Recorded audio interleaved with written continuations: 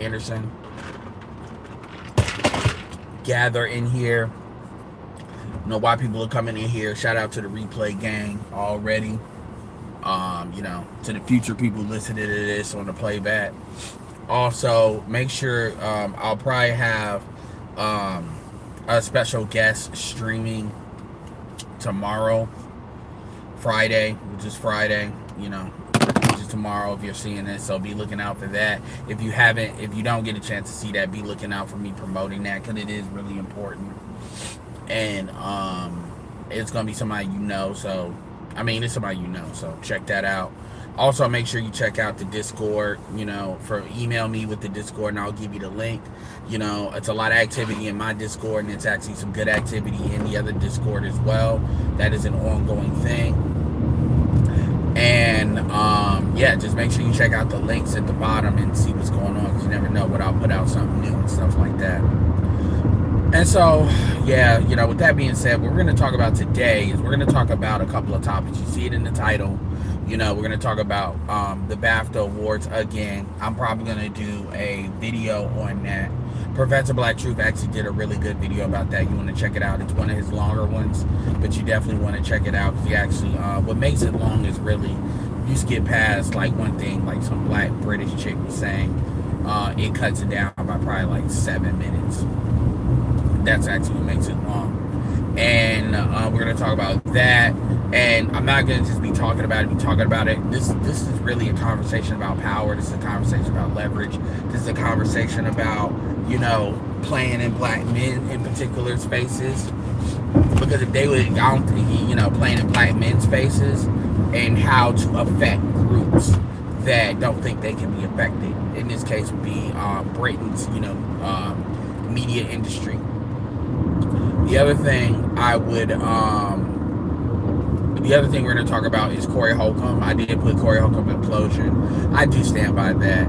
I think the way he's handling the Anton situation is not good.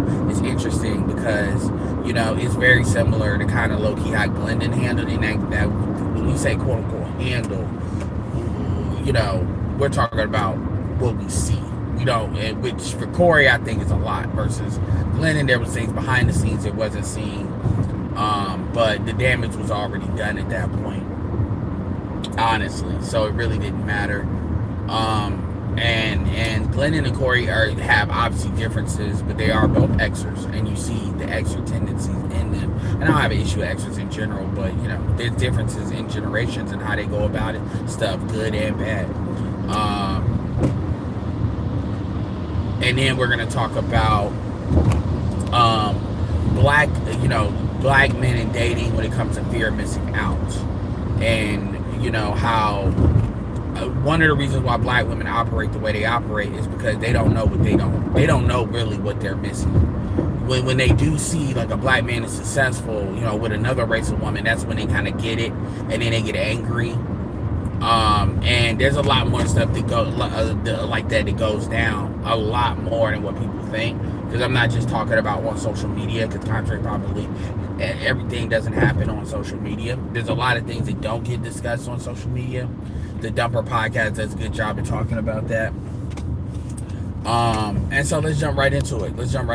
Yeah, what's up, everybody? And yeah, I'm just here talking strike. Yeah, it's crazy, man. That is, I remember when he said that, man. I'm just here so I don't get fined. And it's funny because they want to make people talk to the media. Like, anyway, don't even get started on that. Shout out to Marshawn Lynch.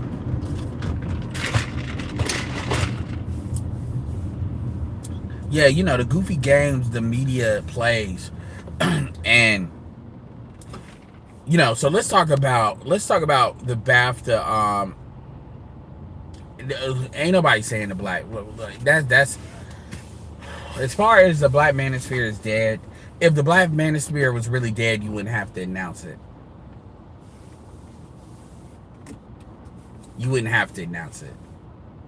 And it's funny, the same people that say the black manosphere is dead is the same people that says the reason why Pearl exists is because of the black manosphere.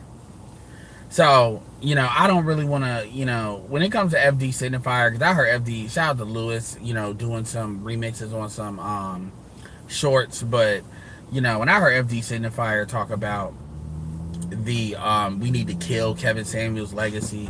FD signifier is an agent. And I'm just gonna be so for real. Anybody that doesn't understand that or doesn't get that, you're dumb. I'm just not even gonna play with that. You know, a lot of y'all are I'm not saying like FD signifier is not somebody that really needs to, you need to go back and forth with him on ideas, because that's not the type of conversation that FD signifier is having. FD signifier is going to require something different, something more potent. And when I say that, when I say that, I'm going to be very clear on what I mean when I say that, just so nobody. FD signifier, man, this is the first time I actually seen this thing. They really tore all of that down. FD signifier is anti-black. FD signifier is, if you want to know what an agent actually looks like, FD signifier is that. If you want to know what an actual agent, y'all always talk about somebody's an agent. Y'all always talking about, if you want to know what that really looks like, that is FD signifier. He is the classic example. And when you look at what he says, first things first, I'm going to ask you a very simple question for anybody that listens to him. I know a lot of my people don't listen to him, but I'm going to ask you a very simple question. Anybody comes across this. What has FD signifier ever said when it comes to, like, really how to, like, build the community to be competitive, to be prosperous? What have you ever heard FD signifier say in regarding to that? That topic, that commentary, that material. What have you ever heard him say? The way FD signifier talks is FD signifier talks as if the black community is already where it needs to be, and it's in danger of sliding into something that's not good. For example, black people used to be the most married, and you saw like tremors of what we end up are where we are now, you know, right? And they used to talk about that. They didn't raise the alarm extremely, but it definitely was talked about. The slides were talked about. We didn't just blink and we got here.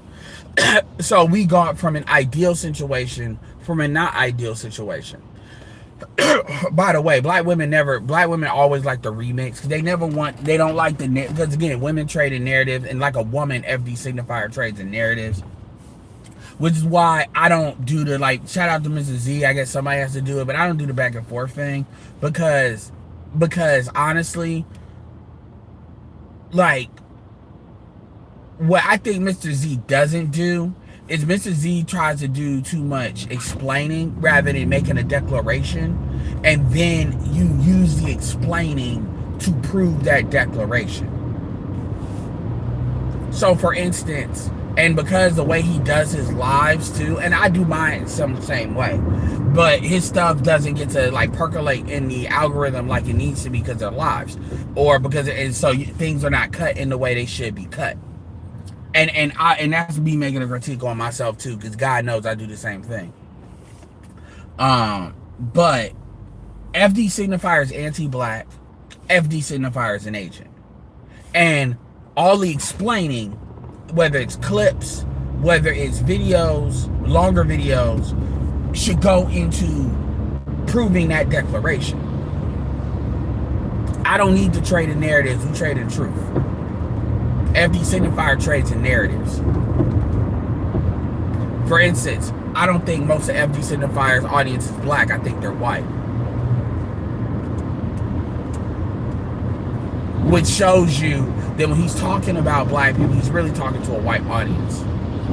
So that's how you do. You make declarations, and then you basically prove those declarations with your commentary, or you make the case for those declarations, versus trying to explain it. Because when you try to explain things, people operate from the standpoint that the issue is they don't know, that they're ignorant. It's this kind of anti-hero thing, to where if they just understood, we would be on the same page. That's not FD signifier. FD signifier is either we exist or he exists. Both can't coexist.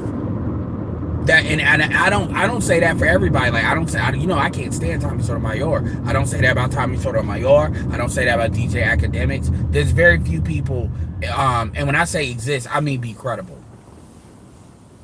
Just to be clear, just to be clear. But a lot, and it's not just him. A lot of dudes, a lot of people, have this thing about FD where they don't think he's FD. You cannot have a thriving black community with people like that able to operate in it. Like he is the personification of like a COINTELPRO nigga. And I'm gonna tell you right now, FD would rather see the black community. Let me be very clear. Just like how I said, the black community doesn't need to exist if it has to be a matriarchy. FD to me is the opposite. FD would rather a black community die than the black. FD would rather the black community die than to see the black community become functional, become a patriarchy, or anything that resembles a patriarchy. Because FD wouldn't have a place in it. That's the reality. Alan Roger Curry wrote that book, the Beta Male Revolution. FD is the personification of what that shit is. And the truth is, FD uses women in a lot of ways as well.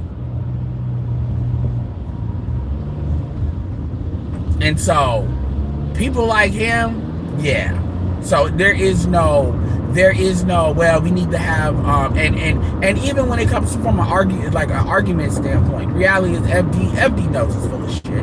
He knows what I'm saying is right, which is why he never wants to, if he really, like, the truth is, if the manosphere was really as irrelevant as he says, you wouldn't go through as much effort as y'all go through to avoid really speaking on it.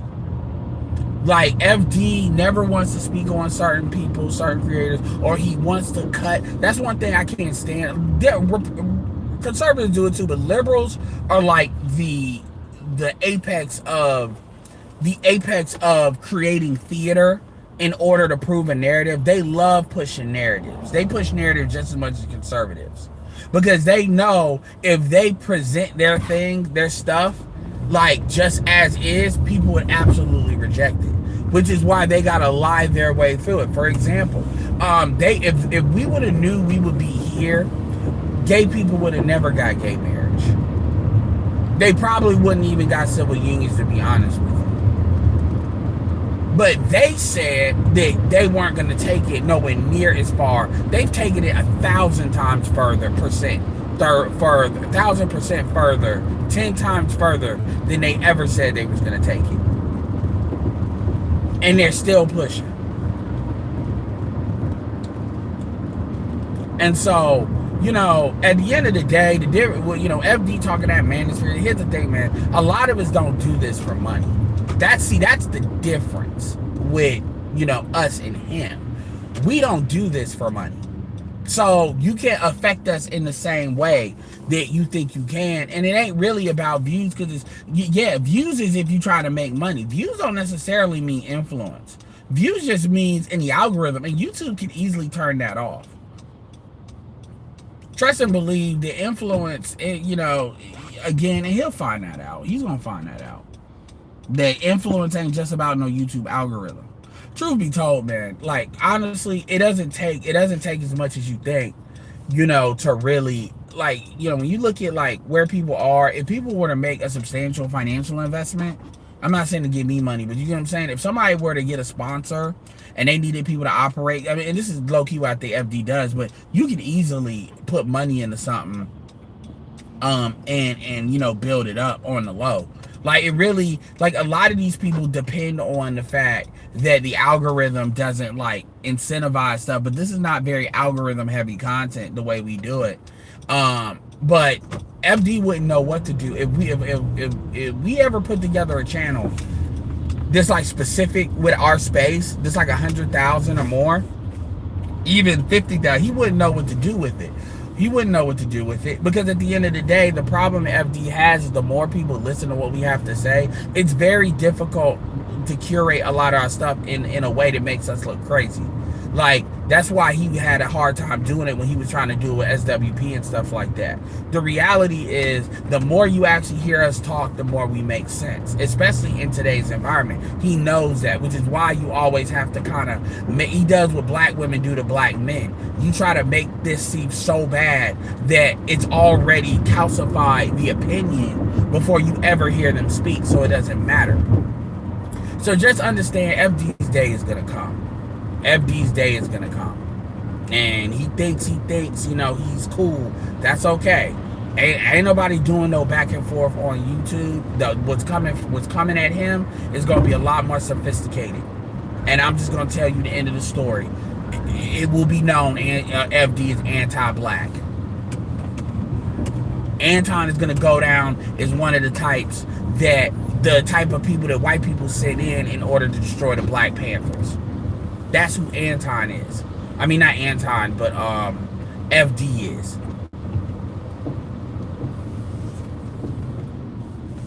So, I just wanted to acknowledge that. I may make that a whole nother video on its own. And that's another, and honestly, I spend as much time as I did, because that's another lesson on power too. Like, a lot of, like, we got to start looking at stuff from a power standpoint, a leverage standpoint. Leverage is kind of, you know, versus going and stuff and just letting your thoughts be felt on YouTube. That doesn't really mean anything. That doesn't have an impact, because people can try to weather that. Let's see. I think it changed the it changed the password. What are you talking about? Salute. They say it would just fade into the ether. I think it changed to Passport Bros. I see I think it changed to Passport Bros. I see so many men doing. First of all, man, traveling overseas, Passport Bros was just a hashtag.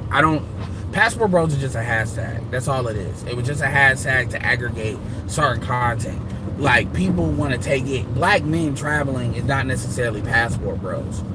The reason why Passport Bros started to really become a thing is because black women wanted to scare away other black men from traveling, because they see that as an economic threat. They see that as a resource threat.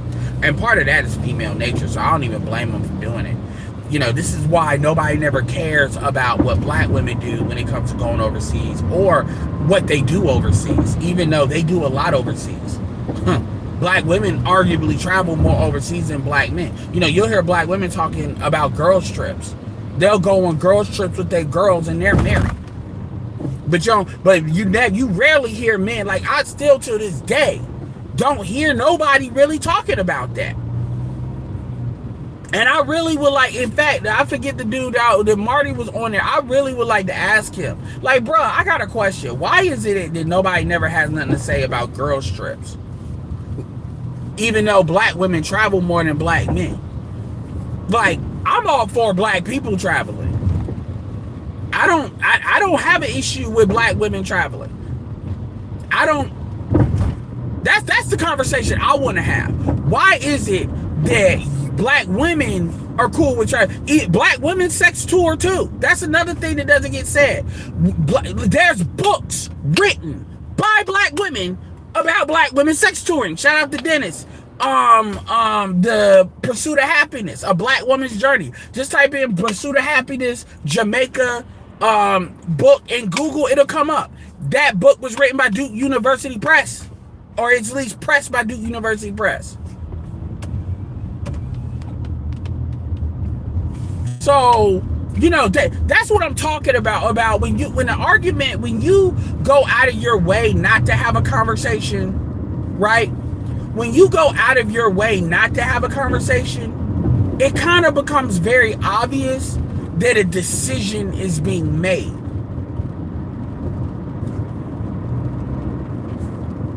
Stella got her groove back. Girls Trip. That was a very popular movie. Both of them. Girls Trip made a lot of movies. Very profitable. Nobody never says nothing though. It just doesn't activate the same angst. You know. Even in that leverage, I've said it before, with black men, the leverage we have over black women is all our stuff is out there. They stuff ain't out there like that. I said it before, I'm gonna say it again. Remember how excited they got over the T-app? That I always go back to that. Remember how excited they got over the T-app. Look how fast they shut up about the T-app. That wasn't no algorithm change. They shut up. Once they started realizing they're exposing each other, it wasn't really men. I mean, yeah, men got that other app. It was exposing them, which was, yeah, and they cut that down. But no, women were exposing each other. How much they share men, how much they poach men, how much the dusties they actually deal with. Because understand, the difference between a dusty dude is his attraction level. Dudes are never dusty when they're just having one night stands. You notice that?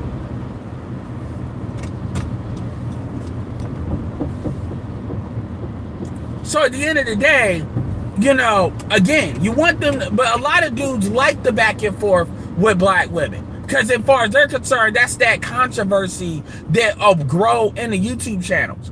Most of y'all are not going to grow a channel on, you're not going to build a channel on Passport Bro that's going to support algorithmic change. That's not the strategy. If y'all are trying to make money with that niche, that's actually not the strategy a lot of y'all should deploy. Because what happens is it puts you in the position where now you have to constantly be a controversial magnet in a situation where you really want to move behind the scenes. And it has nothing to do with you doing anything wrong. It has everything to do, I'll give you a perfect example. I'll let him tell it, but there's somebody that, you know, he travels. There's a lot of racism overseas. Like, understand it, in Latin America, the reason why they don't say it's racist is because everybody knows their place. Black people know they're at the bottom, and they accept that, regardless what they want to say. And so they don't call it racism because they already lost. That's really what that is. What would the world look like if you just accepted slavery as normal? That's called defeat. They wouldn't call it racism because you wouldn't even see it as bad. Perfect example. We don't see abortion as bad, do we? We don't see now, to the idea of somebody maybe 300-400 years ago, that would be you might as well be putting babies on the altar and chopping their heads off once they're born. But it's a perspective because it's not seen as bad because of propaganda, blah, blah, blah. People don't, like, you know, for the most part, even conservatives that say it's murder don't think it's murder to the point where they're like, we're not going to participate in this society. Like, we're going to have a civil war over this shit. Like, this is not like going to be acceptable in any kind of way. To the point where you're actually cracking the foundation, like you got soldiers, where you're cracking the foundation of this institution and this, you know, government over it. You don't even see them really get violent over it. If you want to have a real perspective on, so conservatives, they accept it as they disagree with the opinion strongly. So when you have, so it's not necessarily your sex tour, you need to keep it on the low, although that can be one of the things. A lot of people, like a lot of these females, these like blancos, even some mestizos, but I'd say really blancos, it's usually blancos, it's usually black women in Latin America, Afro-Latinas, and then to a lesser extent blancos. They are in real fear.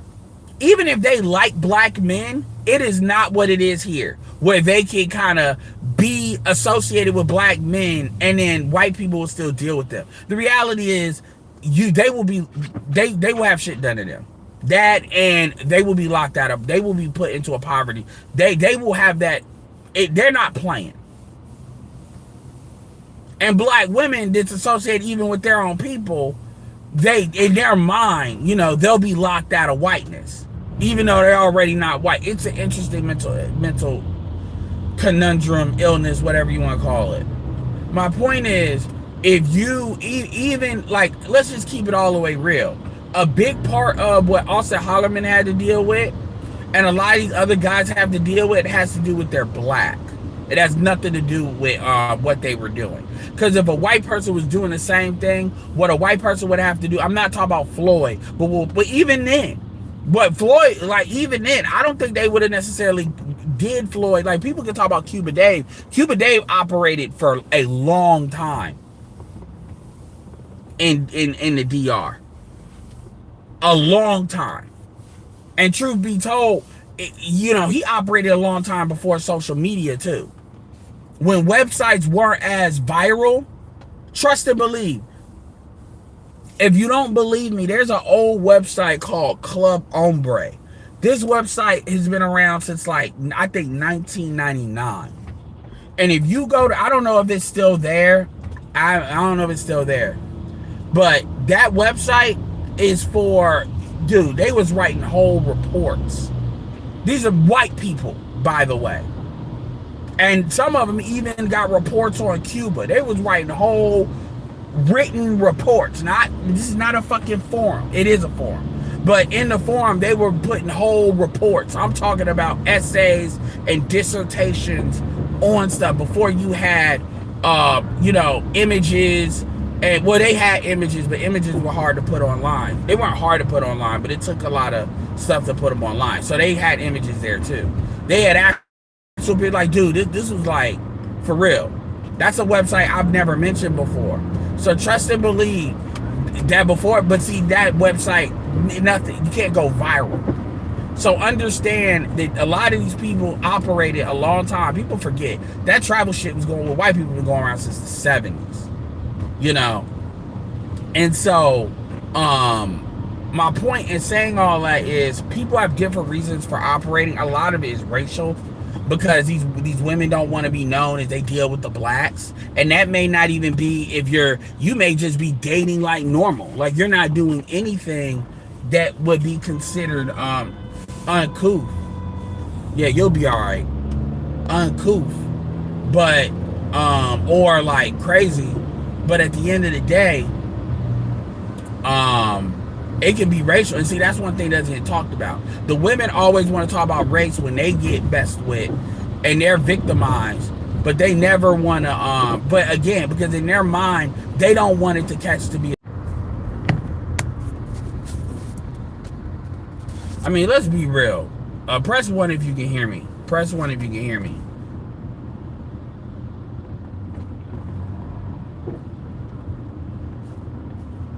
All right, let's be, black women are broke. Outside of like the top 10%, black women are broke. Black women will love to act like, you know, they got all this money, they don't need men. That's cap. They got all this money, yet they always ask you, they always begging for money. If they had all this money, then they would just go buy the niggas they want. So it's a very real threat to them if you leave the country. That's a very real threat to them if it becomes popular for dudes to like jump in and jump out of the country. And it's common sense, but people don't understand that. So for that reason, people got their opinions, but no matter what you're doing, they're going to try to frame it. They'll try to lie, frame it, rumor, and innuendo, because there's no pushback to doing that. There's no real consequences for them doing that. See, they're not quick to do that with white boys, because they know it's real. Like even white women, they'll only go so far because they know there's actual consequences to them doing that. He said, and then being dark skinned, the way they treat light skinned and biracials with neutral, clean slate is the one reason I would even consider going down there. If I was darker skinned, I'll pass. Yeah, I've said it. Like, Clutch, you have this kind of, I could definitely see how they would like imprint like a Euro look on you, or like your mix. Yeah, I definitely think you would have more success, especially you being like 6 foot and all of that. Yeah, the problem is a lot of them chicks are not chicks you really like. You're not necessarily from an attraction standpoint, but Clutch don't strike me as a Latin dude.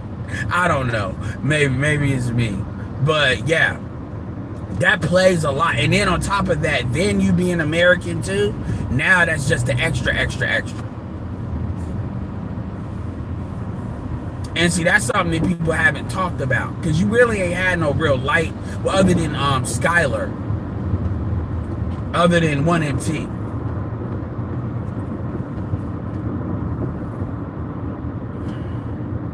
Yeah, a lot of these chicks on the low, like that student loans is kicking their ass. Do not let them act like, you know, they're just killing it. They're lying. Some of them are, but a lot of them are not.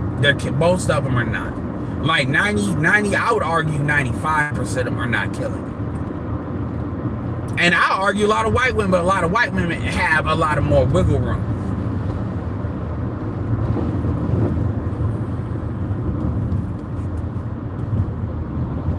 And no matter what I say, all of y'all should experience these things for yourself. You know, you never know. But the more information you have, the more information you have.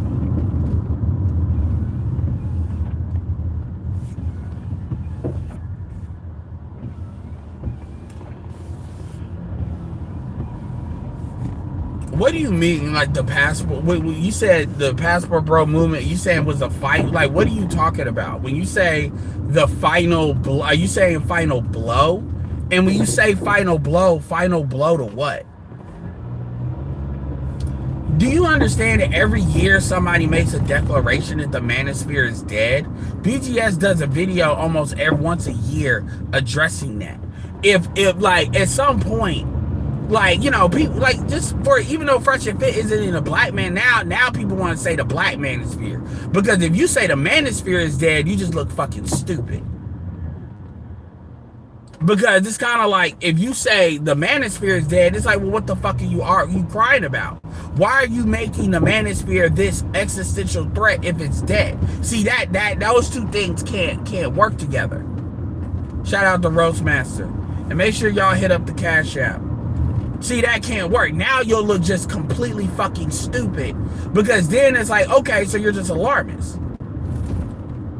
You're just an alarmist, you know? So now if the people want to say the black manosphere is dead, well, y'all never mentioned the black manosphere in the first place. So how can it be that? See, this is what I'm talking about. Who is actually in the black manosphere? Is it Fresh and Fit? Because what are we talking about?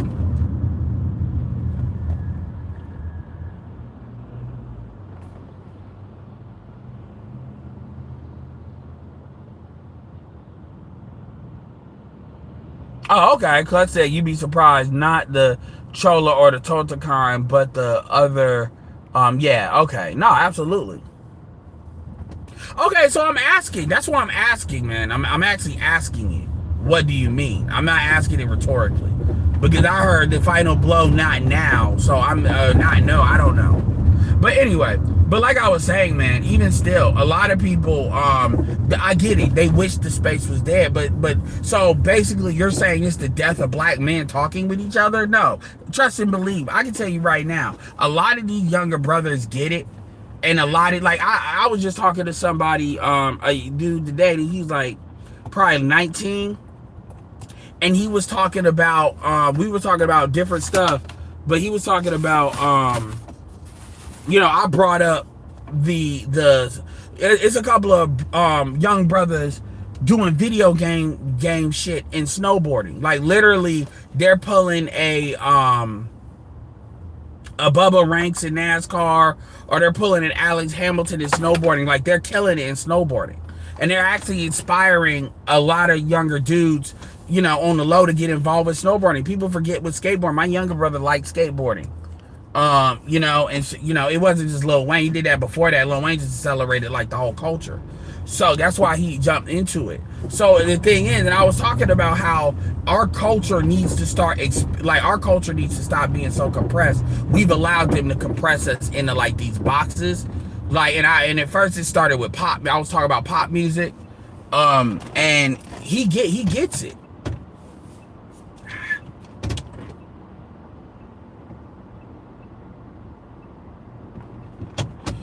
He gets it. He got it. And he brought up the snowboarding thing, and I didn't know the names, because that's after my time. That's after my time. But he knew the names of the people.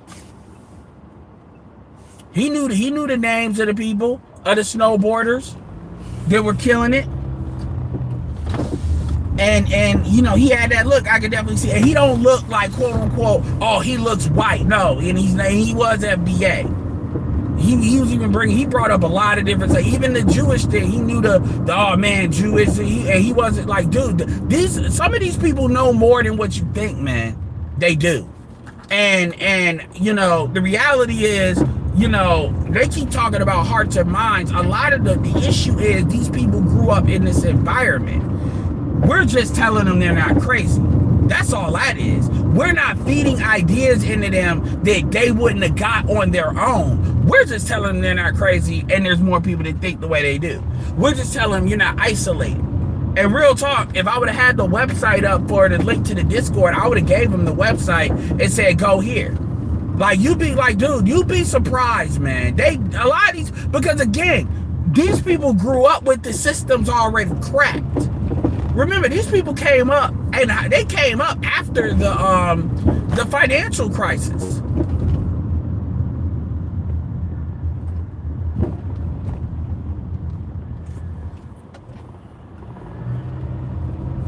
The reason why they can't clap the manosphere is because that's freedom. At that point, they can catch a freedom of speech lawsuit. They can catch a freedom of speech lawsuit, like real talk. And honestly, here's the other thing. It's to the point now where if you just shut down communication, you actually open up for something probably worse. And I'm talking about with the white boys. And you can only shut down communication so much. Like, people will start creating their own websites and all of that. It doesn't matter anymore because social media infrastructure is not hard to produce. And if people want to gather around some stuff, they're going to gather. Let me see what you call it was saying so I can make sure. Bro, that's not what I meant. He said, I was using text to talk while driving. I meant to say the final blow to some of these women. Oh, okay. Oh, shit. Dude, let me tell you something. That voice to text is a bitch. Trust me. I'm surprised. That voice to text be having me looking crazy on TikTok sometimes. Luckily, I'm actually surprised how many likes and stuff I get from TikTok. Because it makes my stuff look like long paragraphs and stuff. And then people be trying to say stupid stuff they do not to address what I'm talking about. I do that a lot on TikTok. All right, no. Yeah, I mean, it's definitely a blow. It is. And again, you know, a lot of the dudes with the bread. See, what they really scared of is a lot of the dudes with the bread. If that becomes popular, then it is game over for them. Because a lot of the streamer money, remember, when Passport Bro, nobody really talk about the streaming stuff. With, you know, imagine Kai Cenat got him a little girlfriend outside the United States, little African joint. Because I promise you, he get him an attractive African female. His own family won't be playing with that girl. Talk about you better close that for the family. You better close that for the family and stop playing. You better do whatever you gotta do. That's damn near NBA contract. That's a sucker. You better do what you gotta do. They won't like, you know, and I mean, I get it. I'm not trying to dump on the chick he was dealing with before, but, you know, she's on that I'm young. You know, these chicks, when they like under 25, they really think like they're going to be 23, 24 forever. They really believe that. So it's like, you can't, that's why a lot of times you got to deal with them casually anyway, because they perpetually want to, the culture here is to perpetually be outside when you're on that. Is every chick on that? No, but to be perpetually outside. So this is why I get so annoyed by India Love when India Love has the nerve to talk about she was groomed. Because like you saying you was groomed, I know that's BS because you come out of an actually solid household. People that usually get groomed are people that they don't have influences that they can trust that are authority. That's not true for her. She even had her own systems that are just as attractive as she is. So I know she's lying when she says that. I know she's lying. You're not an alley cat. You just play one on TV. You're not an alley cat. So when you sit here and you try to present, you know, and that's her praying and BS, the same crap Brittany Renner did, playing with religion. Your sisters didn't get groomed. Why did you get groomed? Your sisters was out here. I I mean, people forget she had a whole reality show called The Westbrooks.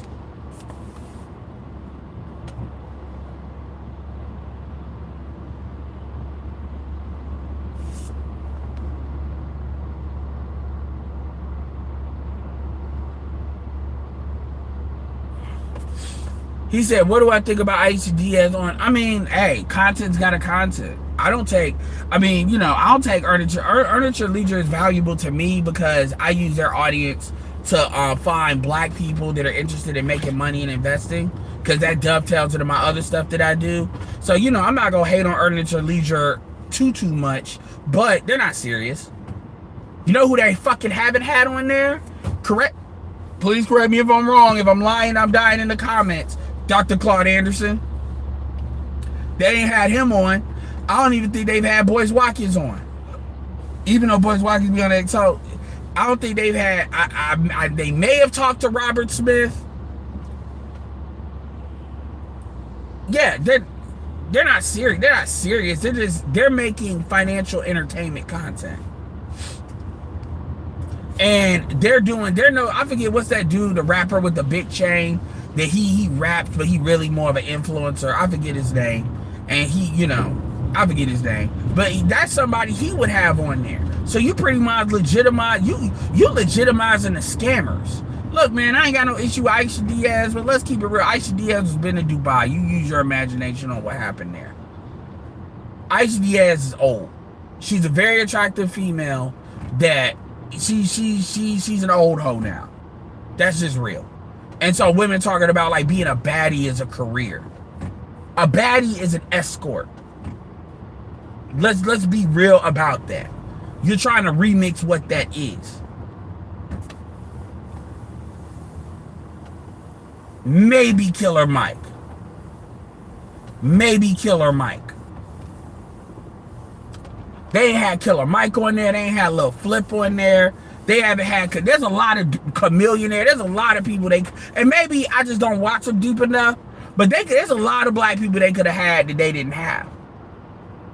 Hey, they could get Waka Flocka, what's his name? Waka Flocka in there. He talk about doing HVAC.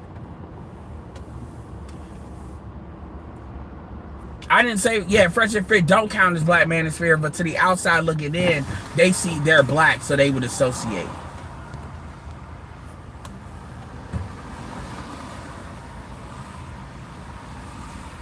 He said YouTube tried to subvert game and gave. I mean, they do, because at the end of the day, it's easier now to start a social media website. The investment's not that hard.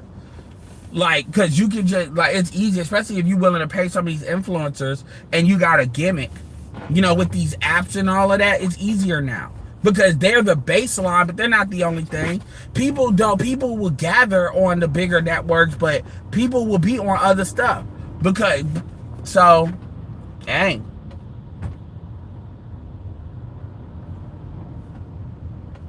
I mean, okay, T.I. and 50. Honestly, ain't nobody was really stunting. I mean, shout out to T.I. I listened to T.I. stuff back in the day. But, hey, it is what it is. 50 is 50. And until somebody, I ain't got no issue with 50, but somebody's gonna have to really do something to him that, like, has him think twice. Somebody's gonna have to take it all away with him. And I really don't, other than Jay-Z, I don't really know who that is. And the problem is, Jay-Z don't care enough for how much that would cost to actually affect 50, and that don't even mean you could win. So he's like, whatever, anybody that could, it's not worth it to do it.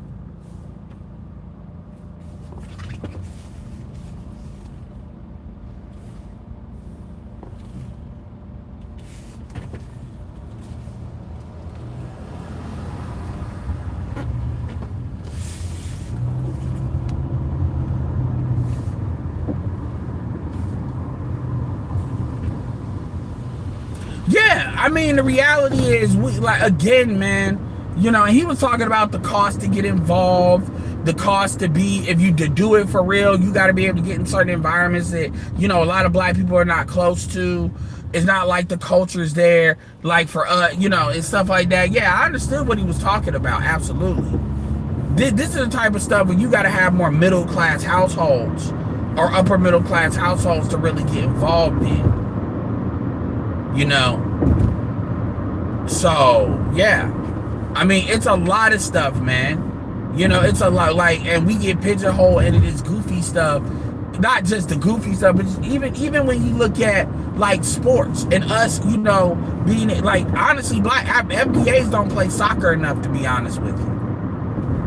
We don't play soccer enough. There's a lot of money in soccer. I think there's money in the United States promoting, getting the United States more involved in soccer. You know, I think that's something certain white investors would be interested in, and certain black investors would be interested in. Because truth be told, we could beat these fuckers' asses. I don't give a fuck how good they think they are. If we actually had a culture for soccer here, we would beat their ass. I'm not, all y'all, every last one of y'all, including the UK. I would love for us to have a black soccer team, especially after that Baafta stuff, and then go in there and whoop their ass. That'll hurt their feelings. Fuck you and fuck the king. Beat their ass. Call us the N-word over here and see what fucking happens.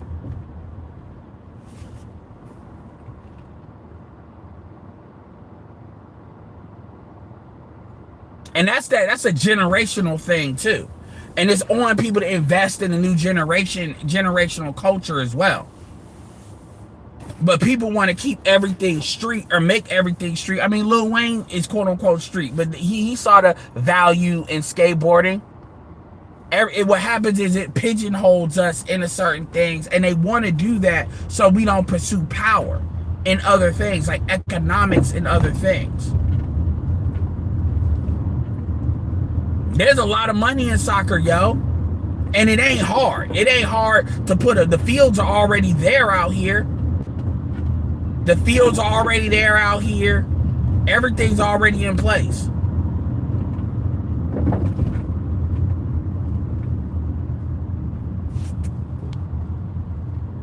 Yeah, exactly. If they got good enough, they would. There's money in it. There's money in it. I mean, shit, if y'all are wanting track, there's money in it. People forget RG3 was a track star. I'm not saying you can't just jump in it and just kicking a ball. I understand there's a lot of skill. We was all in high school. Them white boys could play. I get it. But what I am saying is that is definitely something where we could put a lot of energy into. And it's easier to do a field kicking a ball than it is putting up a basketball court. Obviously, I'm not saying, and it has less association with like urbanism too. That's another thing. Not saying you can't have that, but you get what I'm saying, man. There's a lot of things, again, but you don't have these ideas because we got people that want to keep the black community a matriarchy.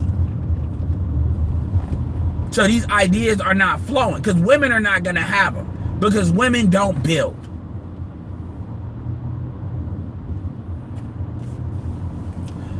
Women don't fucking build. They don't. They don't.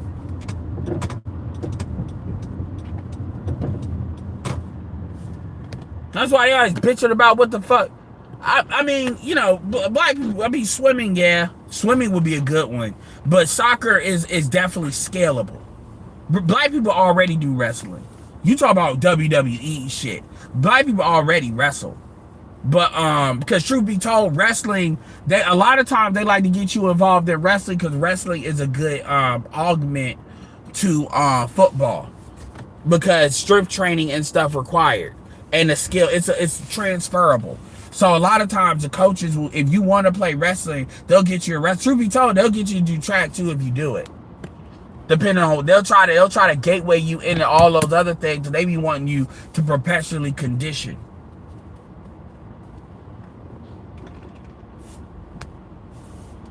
Like for me, when I played corner for a year, they wanted me to run track, but they wanted me to do the long distance stuff because back then I could actually do it.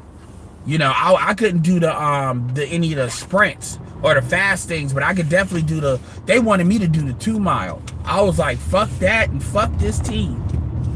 Fuck that. Not the 1 mile, the 2 mile. Fuck that. Fuaka that. I do not.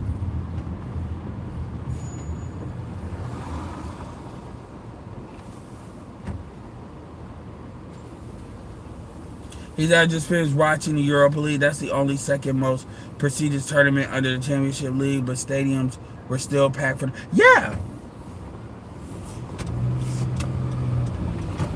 Yeah. Like these people, I mean, when it comes to stuff like that, yeah. I actually think, you know, it's scalable. It's not something that takes a lot to get into, which is why it's so popular. Even basketball requires courts. Let's just be real. Baseball, honestly, we need to get back into baseball more.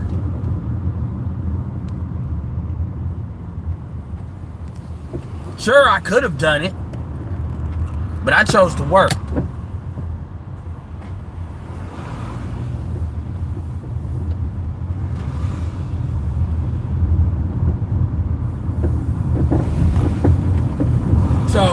So again, you know, again, you have people that they are invested in keeping things the same. They are invested in the bullshit.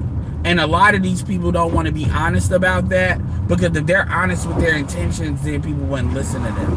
FD is one of those people. But you got a lot of black women. This is why we got killed Kevin Samuels' idea. What about what Kevin Samuels was doing that you got to kill? And the reality is, the FD, just going back to FD is anti-black. FD has said it.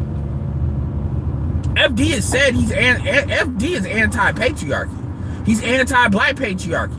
So apparently, you're anti-building, you're anti-being a competitive black community. Because the reality is, so you saying black women are going to make the black community be competitive? So, because when you really lay it out that way, when you really just say, fuck it. Like, if I was on that round table, I say, you know what, fuck, like, first of all, anybody that's gay shouldn't be there. Anybody that's T shouldn't be there. That's just real talk. I'm just not fucking playing. They shouldn't have a seat at the table. If they're at the table's not legitimate. I'm just gonna be serious. I'm gonna be so for real about that. You can call me whatever you wanna call me. Fuck you. Kill me. That's where I'm at with it. On that. Because that's what we are on that. You really feel that strongly about it? Do something about it. And I know you don't feel that strongly about it. But I would have said it straight up. So this thing says trust black women, right? I would have went after the older dude. I would have went after him first. He's the main one. Okay, cool. So what is your idea? I'm gonna ask you, what is your idea? He gave a whole bunch of bullshit about trusting black women. So are you saying that we need to, like, are you saying that women, because here's the thing, if you quote unquote trust women and black men get into a submissive position behind women, because that's what he's talking about. If you're talking about permission-based leadership, if you're talking about we're equal, even though technically we're not equally responsible. We're not equally responsible. We just have equal power, which is black. That's called submission. That's called being submissive. That's what that's called. Right. Are you saying that these women are going to compete with fuck white people, any other group? Who are these women going to outcompete from a man standpoint? Give me a race, give me an ethnic group. Then you're saying that black women are going to outcompete, because we live in a world of competition. That is the world we live in. Nobody's really arguing that technically we should change that. We're living in, so if you're saying that we need to get behind women, then women are gonna have to do there's certain things that if you're in the front, you have to do. Not no, men need to do labor and men need to do all, no. For instance, if women are gonna be the breadwinner, they have to take that role. They gotta take the pressure that comes with it. And the women want you to remove all the pressure so they can be seen. That's not competition. That's not leading. That's you wanting to be seen. That is not the same thing. That is not the same thing. And so what are we really talking about? Because if we're talking about, I'm assuming everybody at this table wants a thriving black community.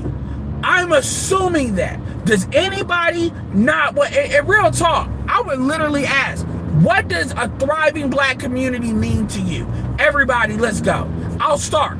A thriving community means to me that black people have control of the dollars not leaving. We have control of wealth and resources. We're able to make an impact not only in this country, and I mean a controllable impact as per what we're owed, but we are actually able to make the impact upon the world and black people as a group, meaning most of it are prosperous. Most of us.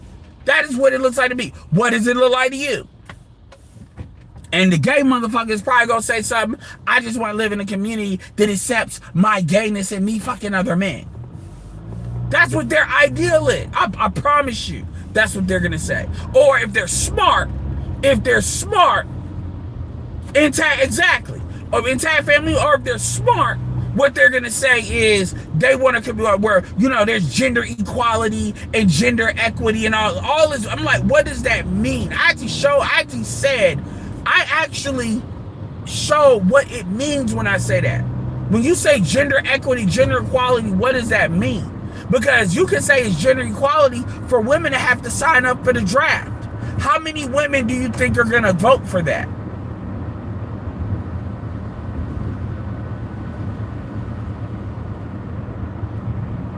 I could argue getting rid of child support is gender equality. I can argue paternity fraud is gender equality, as far as a man deserves to know if he's the father of a child.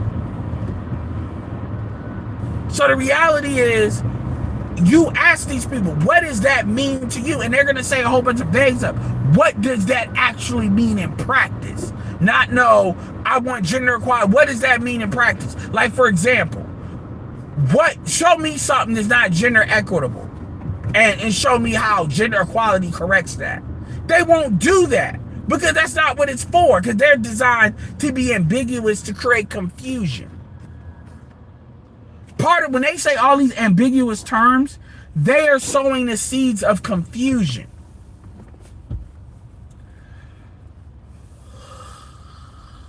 They want you confused.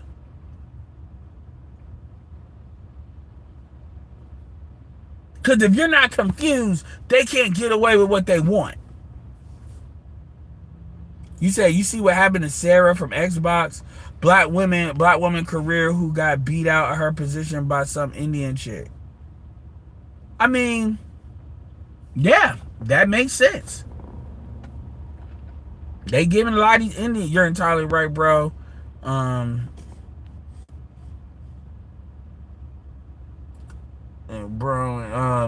Not heteros commenting on her. Yeah, that's crazy. It really is. That's insane. And that's insane actually. Because you'll never see a hetero person, male in these, like, as if we want to be.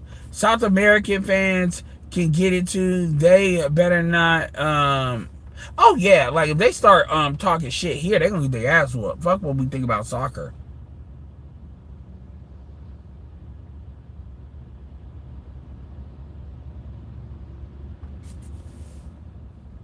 And milk crate hoop and yeah.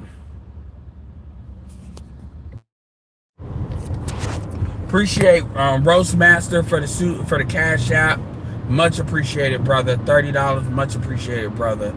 And appreciate or $20, and appreciate Gianni for the $10. Much appreciated.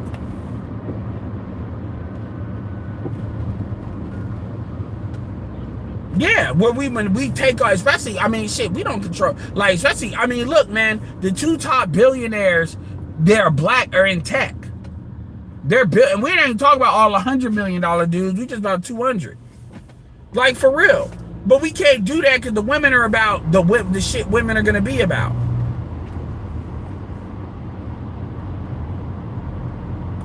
For real, they playing. They are playing.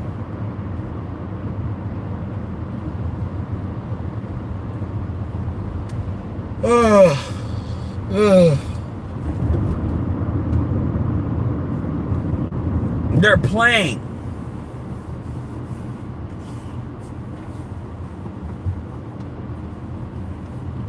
You know, so they just trying to keep stuff where it is because they try to hold on to this bullshit sense of what they think they have. That's all that is. They try to hold on to fake control.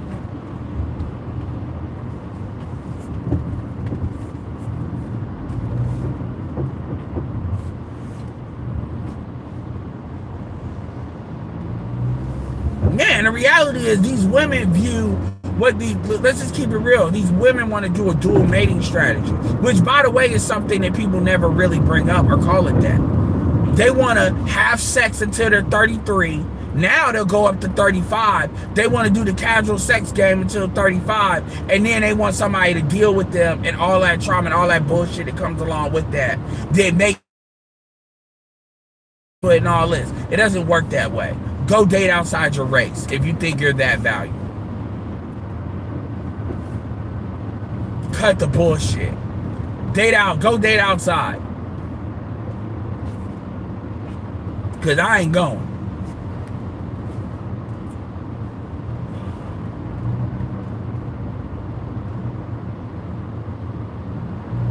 Now, these women basically, and here the real issue is black women don't want to be black no more. That's what I'm saying. They don't want to, a lot of these chicks don't want to be black. They don't. And what they think is if they opt out of a relationship, they act like dudes just like, it's like they forget. Shout out to Hutchinson. It's like they forget that black men can date outside their race. Here's the funny thing. Black women always act like black men's dating standards is not the same as other groups. So we can do things other groups can't do. So if we can't get it out of you, we can get out of somebody else.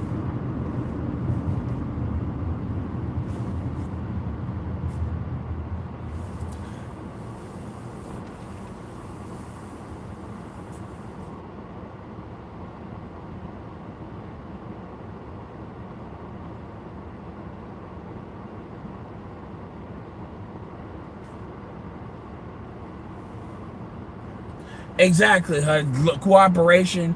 And black women don't want to cooperate because black women don't want to be black. I know people don't really agree with that, but that's what it is. That's why they're applying this black tax. They're asking for us stuff that they don't ask from nobody else. They become different people when it comes to dealing with us. And the reality is black men be thinking, oh, we just need to placate that. No, we don't. No, we don't. No, we do not. Like I said, if you can't get it over the fence, don't fucking ask me for it.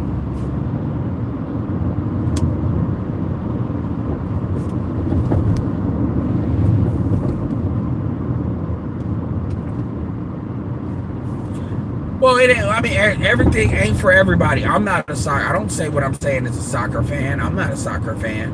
Soccer is the type of stuff I will put on the TV in order to not pay attention to it, but still have something on. Now, they apply this tax to it. This is that bell hooks. They think they can gradually have some status other than being black. This is why they always gravitate towards light skins to the extent that they do.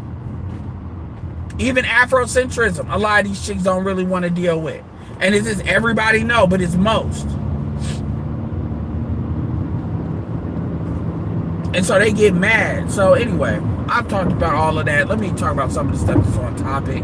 Because I've been rolling for an hour. So, yeah, I'm probably going to cut some of this stuff up. This good stuff.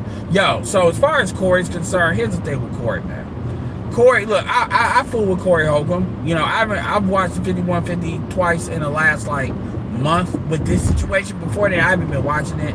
Because, I mean, it ain't nothing really new, honestly. Like, honestly, Corey's takes on some of the stuff that's going on, it's whatever. But, you know, I support him. I support the show. Here's the thing, though. Corey is drastically underestimated. Like, he is definitely overestimating his ability to affect people that on their content creators. And he is drastically underestimated and misestimated this kind of content creation game. The sad part about it is, I don't now, to be fair, I don't know how much money Corey makes doing shows. But the reality is, I'm pretty confident that Corey probably could beat. I'm very confident that Corey could have built his channel to the point where he could have beat out what he's doing in these shows. But let's just be real. Corey Holcomb sees the internet as just some pussy ass shit that he needs to have. He sees the internet a lot how a lot of people back in the day saw it. It's like a small business. They like, I need an internet presence, but it's not like a required thing. Like, I still want to do the yellow pages. I still want to do the phone book and all of that. But he don't see it as no real thing. Now, granted, I do know he spent $1 million on his studio. That's recent. So, you know, kudos for that. Which I'm gonna keep it just all the way real. He could have. There's more things he could have strategically did with that money, as far as him having an internet presence, than doing that. Just to be for real, that was kind of a waste of. I really do believe Corey could have. Corey did not have to spend $1 million on no. I think that was dumb, but that's just me. He could have. Nah, there's a lot. Yeah, but anyway. My point is, and so he don't really got respect for people that's content creators. You know, he took it back what he said about Kevin, but truth be told, he did think Kevin was gay. And I think a lot of dudes thought Kevin was gay. I think David Carroll thought Kevin, I think a lot of dudes thought Kevin was gay. And they don't really want to say that, but I think, I ain't saying a lot of, but I mean like people that didn't like the comment on Kevin, I think a good amount of them thought he, you know. And I think he speaks to that. You know, I'm not gonna put people's names out there, but there's quite a few people, which is why every time people got mad, if you notice, that was like the first thing they spouted out when they got mad. Oh, you got I think a couple of people thought that. But whatever. But at the end of the day, yeah, but that's what he really thought. So that apology was not sincere, which is my point. And you know, he was in the comment section of Messi's channel. You know, I consider her in the Black Female Accountability Department. And the truth is, even do people that are on Corey's side, Corey is making it hard to defend him. I mean, the way Corey is moving, like, part of it is he only goes live once a week, which I get, but the way he's making it sound like, he a victim of Anton, and now this is kind of past Anton at this point. But all Corey had to really do, Corey is mad that people are not 100% on his side, and really people are covering it both ways. It's not people on, and some people are more on Anton's side than not, but a lot of people are covering it both ways, because it's two ways you can cover it. They're not gonna lie for you. That's really Corey's problem. Messi's not gonna lie for you. I'm not gonna lie for you. O'Shea's not gonna lie for you. Even people that you know, fool, he talk about, you know, O'Shea was making stuff up that's not true. I'm like, it's true. It's definitely plausible. O'Shea was not reaching when you did that monkey thing and all the stuff that they had. You can try to act like that's not what it is, with how Darlene reacted, but what Darlene did was smart, to be honest with you. Darlene is very aware of the Mexican relations in LA, apparently more than Corey. You know, Darlene knew that wouldn't have been cool for her to do that. And regardless of what she thinks, Darlene ain't trying to be wrapped up into that. And yeah, she did what she did. As a woman, she protected herself. And quite frankly, Corey really low-key should have knew better than to do that. You put her in that position after she defended your ass, when you know Darlene has had problems with Corey, because it was always rumors that she wasn't gonna be on the show.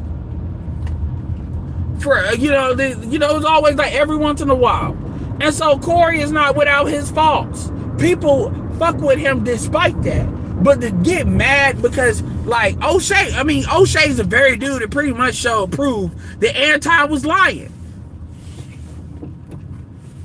By the way, he did that for free. That ain't your lawyer that did that you paying him, you paying billables to. O'Shea did that for you for free. you low-key really should drop a $500 cash super chat on them. Or super sticker.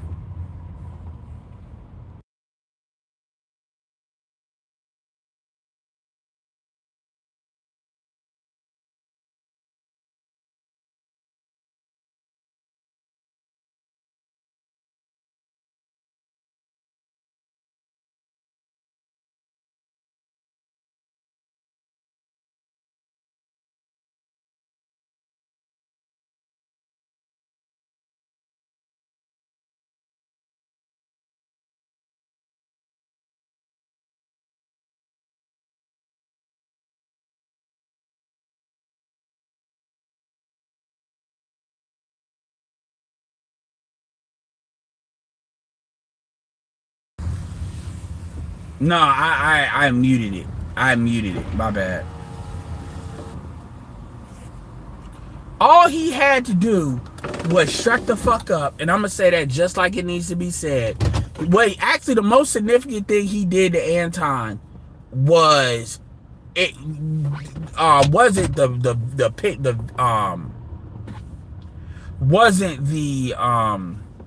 the shirt he did, which, by the way, man, again, regardless of what people think, you calling like his wife and his daughter ugly, especially when they're black women, dude, you're too old for that shit. That shit is childish. And people would say, well, 50 did it to Tiny. Why are you saying drop the link? I'm not on StreamYard. I'm not on StreamYard. It is childish. Like, it's not a good look. There's no way, especially when they're not involved. This ain't like, you know, King is talking about shit that really he shouldn't be talking about, right? And so now you jump in it, and even then people would say, you know, it's kind of uncouth to, it's kind of tacky, as they say in Chicago, to go after somebody that much younger than you. You sitting here bringing in, you know, and then doing the shirt to double down on it, and then thinking people gonna buy the shirt. I mean, come on, man. It's like you making money on calling a black female ugly that ain't involved. Like, you look fucking, you should be too smart for that. That ain't even good game. And luckily, you know, Anton got caught lying, which, by the way, that's a favor. O'Shea has done a lot more positive commentary on Corey than not.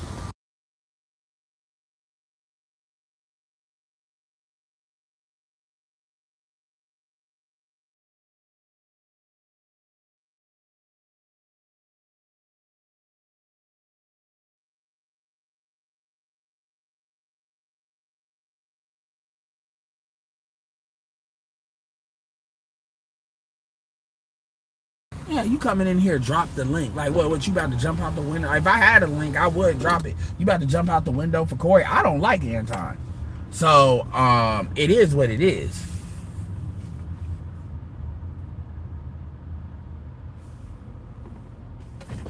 I don't, why are you repeating, oh, you're repeating, yes, I said that's not a smart thing to do. It's not. Even outside of the morality part of it, if you're in media, it looks, and that ain't no damn comedy. You can't hide behind comedy with that shit. That ain't no comedy behind that. And you mad because this how you know Corey think Anton got the better. You expose the fact that you think Corey Anton got the better of you. And the thing is, I get it, man. That's that extra shit. You niggas can't like you can't really get physical because you knew the cost. Because from what I'm to understand, he didn't want Anton really on there anyway on the show. He wanted to do a virtual thing. Anton wanted to be there. So Anton low-key kind of bogarted his way in there. And on top of that, he did all of this, and Corey was like, he already got a case because of that other situation. So real talk, you think you knew what you want to try, and Anton can talk all the shit in the world about Corey got diabetes. Corey will beat your ass. Like, I'm just Anton. Corey will beat your ass. You talk about dropping the fade. Anton is the epitome of a nigga that will Corey don't really got bodyguards like that. Anton does. So we already know what time it is with you. You are the epitome of a nigga that will call the police. Then shut the fuck up. Corey, even at his age, Corey will beat your ass. Maybe if Corey was like 70, but Corey would beat your ass. You got 911 speed out. But that being said, I already get it. It's like, I can't put my hands on you. Like, that's why everybody talk about, oh man, he said he won fake. He did that. Anton, of course Anton would do. Anton had less, truth be told, Anton had less to lose than Corey. Because let's keep it real. If Anton would have fought Corey and lost, then now Corey looks bad. Corey looks violent. Corey has an image in real life that he has to do. And Anton would have, eventually that shit would have blew over with Anton, because the fact that he's willing to fight would have said a lot about him, right? So ultimately Anton had a lot more to gain by fighting than Corey did. Like, real talk. If Corey would have beat the brakes off of Anton, it would have made Corey look bad. The way people would have covered the shit, you know. Anton ain't gonna make that play. Like, Anton would never do that on somebody that he know ain't got nothing to lose by crashing out. Anton is not stupid. So Corey feels like Anton low-key got the better of him by boxing him in. And I know when that shit's with them exes, when you gotta sit with that shit, the hating them niggas' heart, the hating that nigga's heart, I know it's swell. Because I know and the longer he sat with that shit, even then, yeah, but this just confirms it. And Corey's the type of black dude that they would love to, like, ooh, look at the altercation Corey had in the media. They would love to make him look crazy. Corey knows that, which is why I'm low-key proud of Corey for showing restraint. Because his hand was shaking. Corey's hand was shaking because he was trying to restrain himself and beat your ass. And anybody that don't believe that, man, get the fuck out of here. Y'all ain't as real as y'all like to act like y'all are. Y'all ain't as real as y'all like to act like y'all are. And let's keep it real. The way Anton be playing, you know, the rumors is, but my main point is, that's where a lot of that anger comes from. So in his mind, he like, y'all either with him or you with me. That's how exes think. Exes think like that. I ain't trying to placate a whole generation, but they do be thinking like that. They like, you either with him or you with me. You either my ally, you're my enemy. That's that Sith shit. And so I get it. You looking at everybody, and who do you, I don't know, can truth be told, are they giving you clips? So you look at Okie Dokie Junction, and then you go after Lee.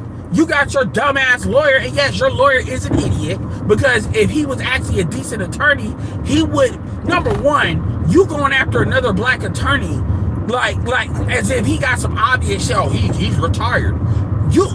It's not active. Of course it's not active. He's retired. What do you think? You think, I know what it is. You think, oh, well, you know, because everybody, I got an uncle that's still a lawyer. He's like 65. Y'all do that shit till you die. So you don't see him on TV, so you assuming he on YouTube. Again, his attorney thought lead attorney was on some pussy ass shit. Oh, he's on YouTube. Oh, he must have did something. Oh, he must have got this bar. Well, that should be public record. So if he didn't get this bar, it's not active, then that should tell you something. If you know enough to find that out, you should know enough to know to confirm if there's something there. And so you sit there, and then and Corey ain't just got money to throw away. When he's being spread out, that's different than Glennon. Glennon got money to throw away. Corey ain't got money to just throw away when his stuff is spread out with other situations. And the damage was already done with that video with Glendon. But the point is, lead attorney, you really just came at him like that? Say it be like, because what? Because he's covering everything, he's covering everything, both sides. And truth be told, yeah, he gonna have an issue when you call him, oh, lead attorney. And then Corey responds, lead attorney and Kevin were fucking. I'm like, nigga, what? And this is where you fuck up too. Lead attorney got more black women that watch his channel. he said it. He got more women watching his shit than black men, even though he's kept it true to, like, you know, men.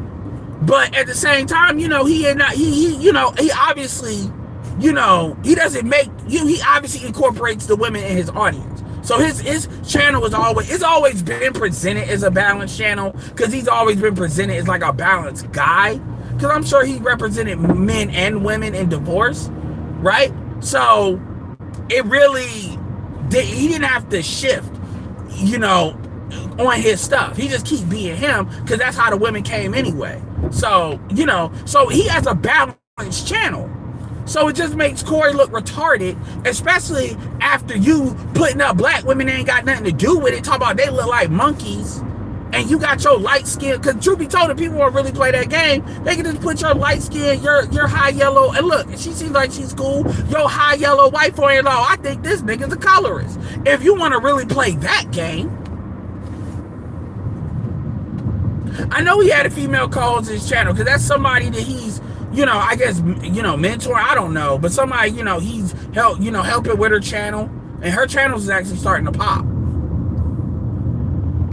Like this, like, which is also funny, because it, like, just the way he, now you compare that to Jap going after Anton, and Jap dropped Anton dropped $100, which is not out of character for Anton, because, you know, Anton showed up when he was getting a lot of fire with us.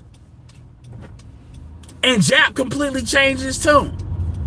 Because now Jap like, oh, okay, there's something in here for me to, you know, and I can argue principles, but whatever. This is not a situation where it's like, it's really a true side. It really isn't. It's not like, okay, you a sellout for going with Anton. Oh, Anton he don't talk about white people. He don't talk about white people. Okay, a lot of people don't. You got to do better than he don't talk about white people, Corey. Because remember, the same Democrats you caping for are the same people that operate in the same circles like Hollywood. This kept his career from being what it could have been. Those are the same people. And then he popped off on Tasha K. I think Tasha K got her YouTube channel back. So it's like, you don't know enough. You don't know enough to be, and you know what's funny? What's funny is, man, I didn't have arguments, but I had strong debates defending Corey. And I'm telling you, man, people, I told y'all before, there was people that I respect that made a lot of arguments that were they were not easy to just discount. I was like, fuck. You know, these are actually decent points that they're making. Because Corey don't make it easy. And I'm not just talking about who the fuck Corey is. Corey was really collateral damage. It's really more the bigger kind of, you know, there was like, you know, even though I don't apply these things to Anton, these people that want to apply these things to Anton, but if you take it out of just Anton and look at it from a bigger situation, it's like shit. Like if I were to apply it to like Jeff St. James, I could definitely live with those arguments. But it's like, yo, and these are people that got money. These are people that are fucking tired of the bullshit. They're tired of the street bullshit. They are. And I'm not talking about like I'm tired. Honestly, I'm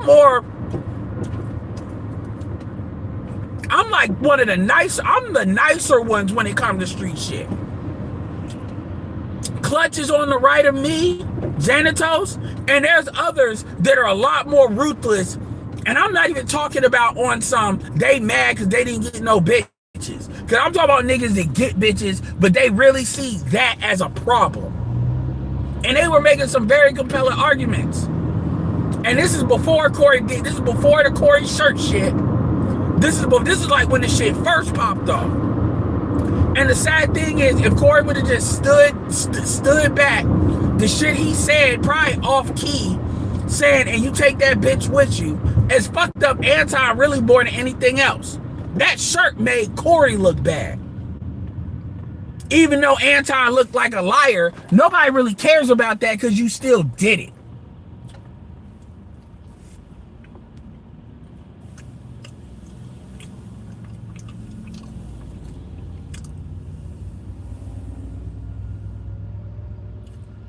Well, I mean, you don't gotta go to jail to be in prison or to be in the streets. That don't mean shit. That don't mean shit. That just means you got caught or you got snitched on. Hell, I've been in jail before for like 2 hours. I've never dressed out. I've come very close. I've come very close to dressing out. I was actually right about to do it, and then my bail bondsman came. And this was for goofy. This was like traffic tickets. Non-moving violations, guys. Somebody had clipped that shit. So that don't mean shit. I guess y'all mean jail.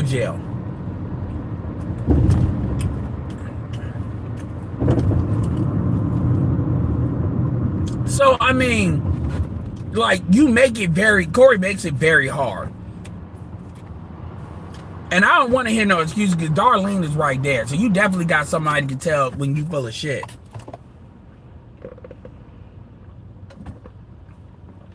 Of all the shit he did, I got to keep it real with you. That shirt shit is probably like top 3 dumbest things Corey has ever done. Like that shirt shit.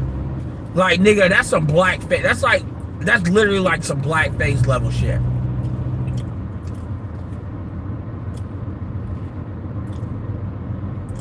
Well, no, I didn't. It was my fault. I didn't go to court. I thought, you know, I was acting, this was when I was younger. I was acting like going to court was optional. I didn't go to jail off the ticket. I went to jail for not going to court. You know they go come get you. I'm not about to act like, you know, the white man. Although I did, the first time I ever got a ticket was a seatbelt ticket. Was when I was 15 years old, and the first time I ever got stopped by a cop, my head was on the hood. Like it was fucking Menace to Society or some shit. Because my brother left the BB gun in the car and they thought it was a real gun. And it was a old white cop, Lakeview Terrace type motherfucker, and a young white cop, you know, Jake type motherfucker. And thankfully the Jake type motherfucker actually checked the gun. Dude talking about, you got a gun, blah, blah, blah, blah, blah. First of all, they stopped me on some bullshit because they stopped me when I had a seatbelt ticket. They stopped me when my seatbelt wasn't on in a fucking parking lot, which my seatbelt does not have to be on in a fucking parking lot. So secondly, I told them they could search my car. Why would I tell them they could search? And I think that white dude, that's what got him to actually check the gun. Cause they're like, you got a gun? I'm like, yo, why would I tell you to search why would I jump out like I did to search my car if I think I got a gun? And why would I have it right there? Cause it was in the trunk. It was like right in the middle, apparently. And I'm like, what? Cause I'm thinking they planted that shit. Turns out I didn't go to jail for this part. This is the first time I got a ticket. And then even the DA rolled his eyes. And he, you know, he kept the seatbelt ticket. It was a scam, man. Them seatbelt tickets are a scam, yo. Fuck that. But what? It's just a way to tax people. But whatever. I mean, if you have a gun and you don't have two things. If you don't let the cop know you have a gun, that's a problem. If you let them search your car. And then the other thing is, if you don't have a gun permit, and they knew I was 15, so they knew I didn't have a gun permit. So, whatever. But the point is, it was the black cop that wanted to act stupid. And I've had black cops let me out of shit. I've had black cops let my brother out of shit. My youngest brother out of shit. I've seen some cops do some goofy ass shit. I've seen it both ways. Even when I was driving for Uber. But my point is, I don't consider myself street. I'm not. But the reality is, even this idea of the street shit, like it's some credibility that goes along with that, is fucking stupid.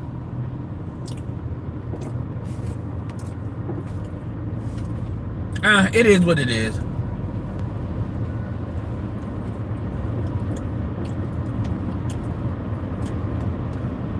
But Corey, that was some, and honestly, Darlene was very smart to not do that.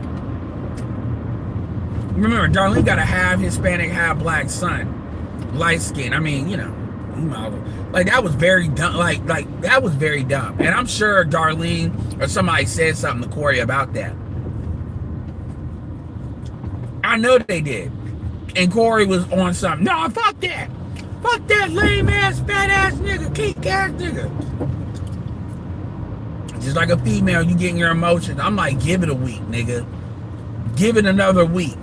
And then no, fuck that cake ass nigga.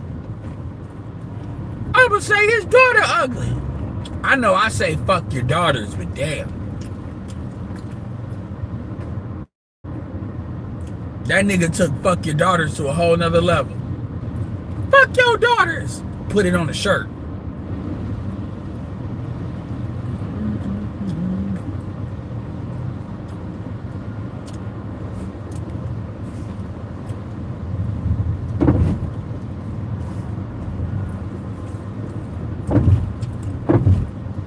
He do be on that baby mama over the top shit.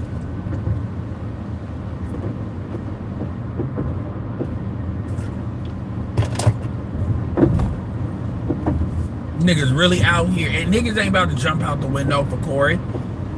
And so you get mad at O'Shea for what? You trying to intimidate somebody like you about to sue somebody, as if a lot of content creators, once they got to a certain level, they've been hit with that shit before. You really thought that shit was gonna work. And it's like, yo, you're not corporately backed like that. That's one thing Corey already talks about. So my point is, the way Corey has handled that, it's like, dude, you really could have got a lot of people on your side on the internet that could have helped you made a lot of money. Now you pretty much, outside of like Fawcett Media or a couple other people, now you're gonna get a lot of motherfuckers covering your ass. Because I'm telling you right now, a lot of people don't realize Corey Holcomb, his audience will watch a lot of stuff about him. So Corey, like, you can really come up off of Corey, like, on his audience. You really could. You really can. Oh yeah, Chicago is worse. Hell yeah. I mean, this is North Carolina. I mean, we ain't really had guns in Chicago like that. But at the end of the day, it was a BB gun. So they tried to hit me with impersonating a weapon. I'm like, what? And so I took that to the DA.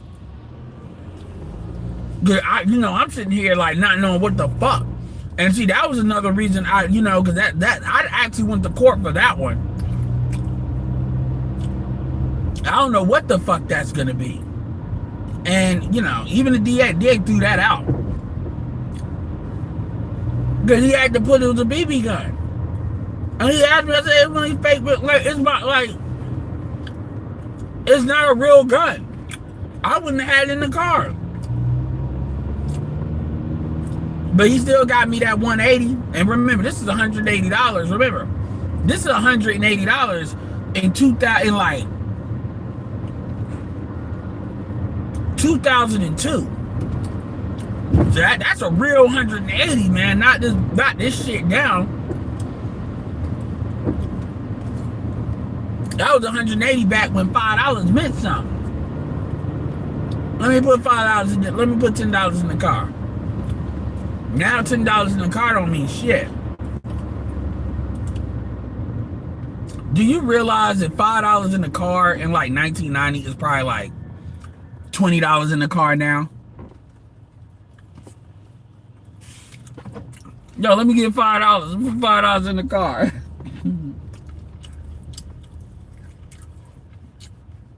Nigga, to drive to DC and back cost me $67. Gas. Gas in DC was $3.09. I was like, what the fuck?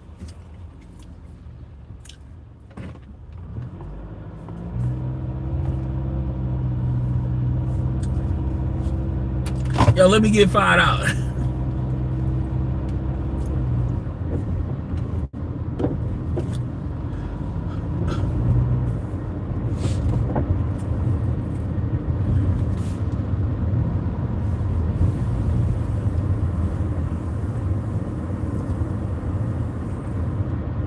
He said, "Let's get $5. Get that $5, nigga."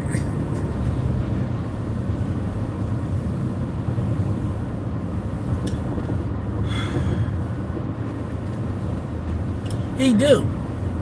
And I mean, and honestly, it's like, and Anton's channel is growing. And Corey got all this other stuff, so he trying to make it so everybody trying to come at him. I'm not saying that's not happening, but I'm saying that Corey is making it easy for them to do it. And now you got a lot of people that's got time. They make enough money where they got time, and it's definitely worth it to speak on Corey from a view standpoint. Talking about Messi don't work for real, the internet ain't work. Bullshit. You put $1 million in this not work. If you can make, trust me, let's be clear here. If you can make like $5,000 a month, like especially where I live, if you can make $5,000 a month doing this shit, you gotta really think about it, man. If I really would have invested in my Patreon and put stuff on my Patreon, I probably had like $2,500, $3,000 just off my Patreon. And then at my peak, I was getting like $2,500, like $2,000 to $2,500 off of YouTube.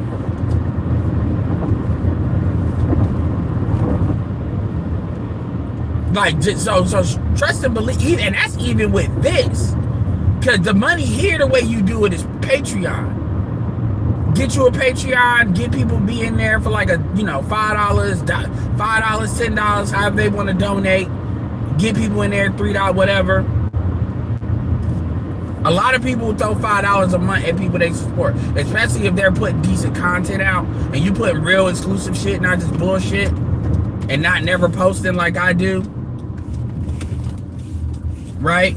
You know, like Patreon, and trust me, there's like FD got a huge Patreon for what I've seen. I haven't gone in it, but FD I think got like 10,000 subscribers. Like, yo, it doesn't, the Patreon is actually where it's really at. YouTube, that's the real strategy. Strategy, I would never tell somebody to do YouTube as a strategy. Don't do YouTube as a strategy for views. Views are going to be a small, if you look at a pie chart on revenue from YouTube, views, unless you really blow up, views is going to be a smaller percentage. Like if I did not, like just give me an example. If I were to do 90 videos, so I mean I did 3 videos every day, and they're all video uploads. Based on how many views those views get now, I typically get like an average, we'll say of $8 per video, because every video don't hit. So we'll just say an average of $8. 8 times, 9 is 72. And, times 10 is 720. That would be 720 video. That would be $720.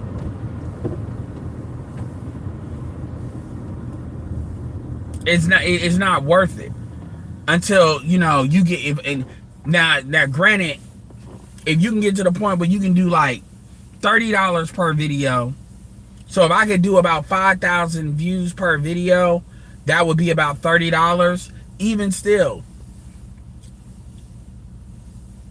that would still only be like $2,700. So then I'd have to combining that with a Patreon at like $2,500, then yeah. And truth be told, there's other stuff you can do to kind of like, as far as getting 1,000, like man, there's a lot of shit you can do to get like 1,000. Like you need, like you willing to put like 2 days in or 3 strong days in to get 1,000, like 3 strong days in to get like, dude, there's other stuff you can do. That's all I'll say.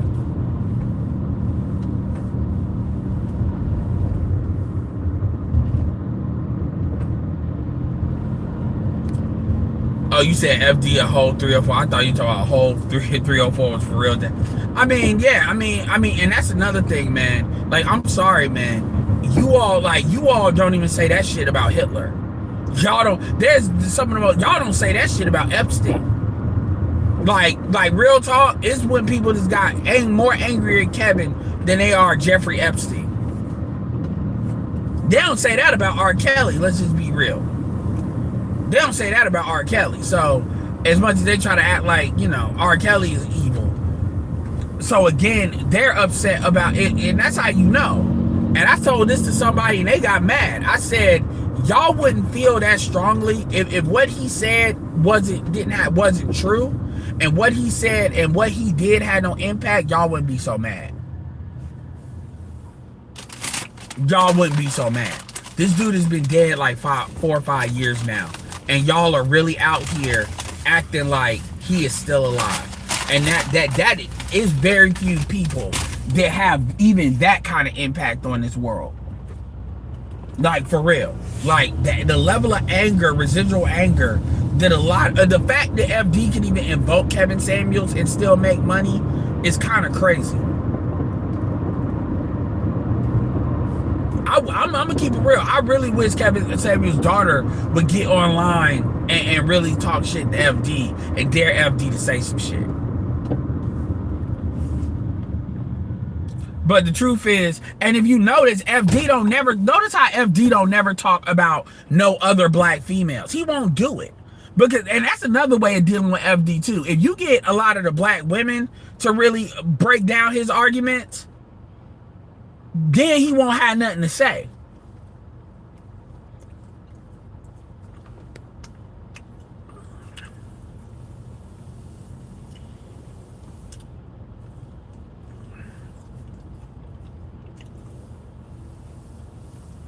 I mean, what else is new?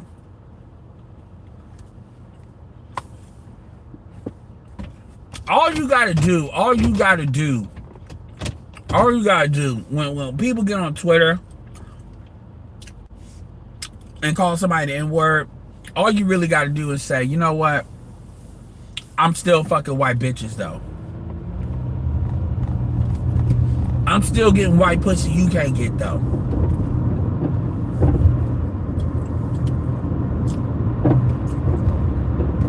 It bothers if they see a black man with a solidly attractive white woman, especially one that's on the thinner side, that bothers them so much more than them calling us the N-word.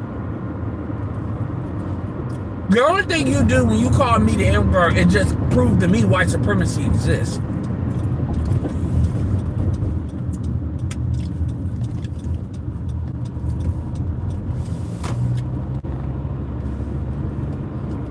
Remember how gassed up them white boys were getting before Charlie Kirk got shot about the chick that unfortunately got stabbed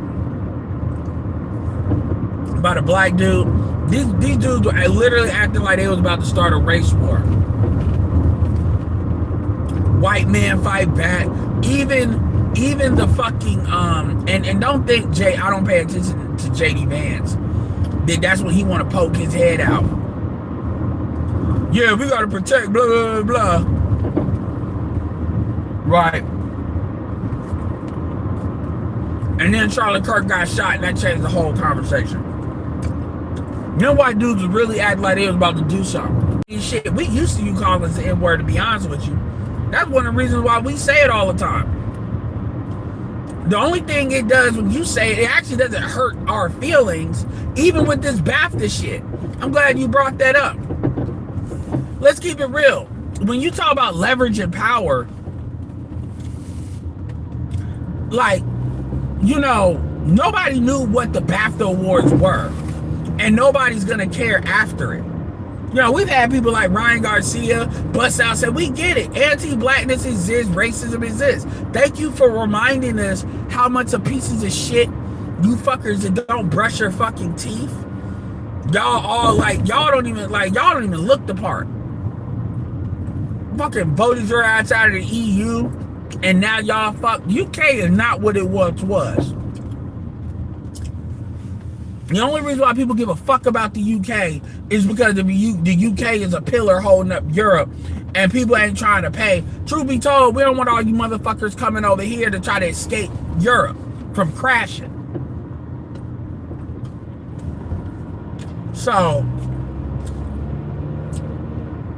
and Professor Black Truth said it. Number one, he said they had I thought they had a 6-second delay. They had a 2-hour tape delay for the show, which means they chose to have that in there.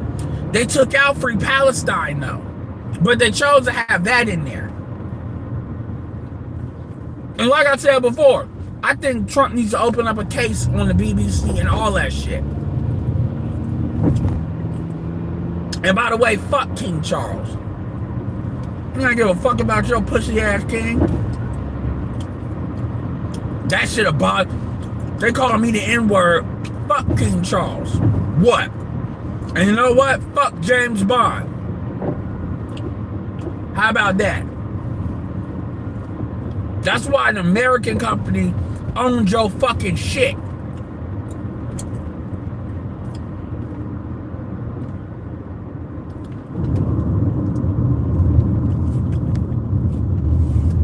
I hope they make James Bond black just to piss you fuckers off. I hope they make Michael B. Jordan. I used to be like, you know what?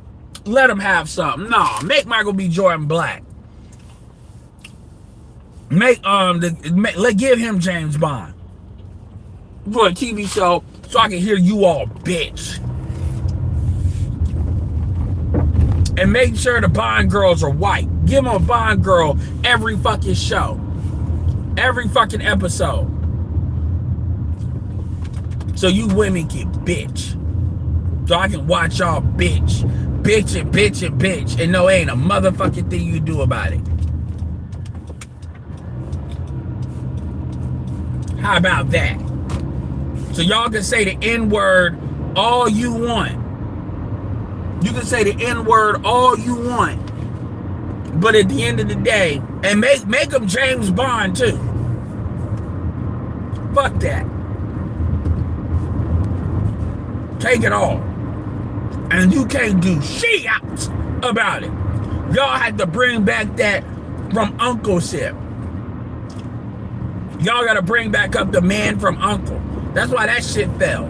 That was actually a decent movie. That's why that shit fell off. Because nobody gives a fuck. All that tea and crumpets, posh bullshit. Honestly, that shit is worn out its welcome, man. Don't nobody care about Britain no more. Well, a lot of these black British people, these fucking black UK folks be like having this one-way conversation with us. We don't give a fuck.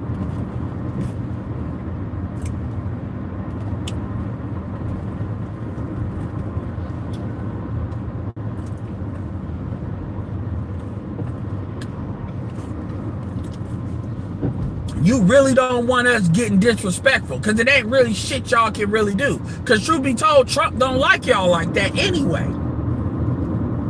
Trump don't like y'all, so it ain't like Trump got his own problem with the BBC.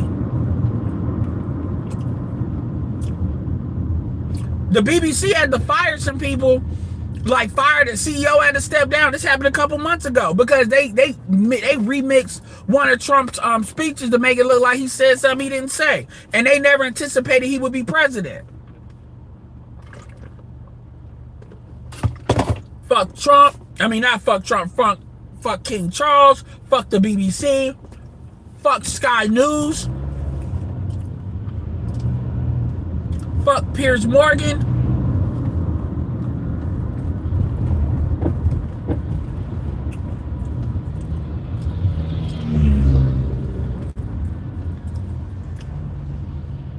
And then all y'all want to defend it, talking, and then that's not even what made me mad. Yeah, I might have to redo that title. I may talk about the Fomo thing another day. But what made me mad was the fact they had the nerve to say black people are ignorant to what Tourette's is. Man, you fucking gap tooth. Look like y'all motherfuckers are Hansel and Gretel. Bullshit ass teeth. Weak ass food. Straight from the fucking pond. No non-seasoned fish ass. fucking beans and toast, calling that shit's a delicacy. Y'all got poverty. Y'all got delicacies that look like poverty. Y'all got delicacies that when I was in the hood, I refused to eat. Y'all calling ramen noodles a fucking delicacy. Y'all calling beans and toast. How you put a fucking carb on a carb? I get peanut butter and jelly, but a carb on a carb and try to call, what the fuck? Y'all got poverty. Nigga, fish and chips. That shit look like shit you put in the hood. Y'all want to talk? Y'all got niggerish food. Y'all got the nerve to call it. Y'all got niggerish food. Like, for real. And y'all supposed to be the former empire.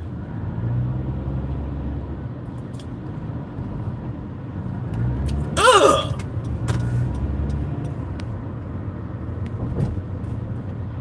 That's why y'all waiting. That's why y'all out there waiting an hour behind hour when press 1 if you can hear me. Press 1 if you can hear me.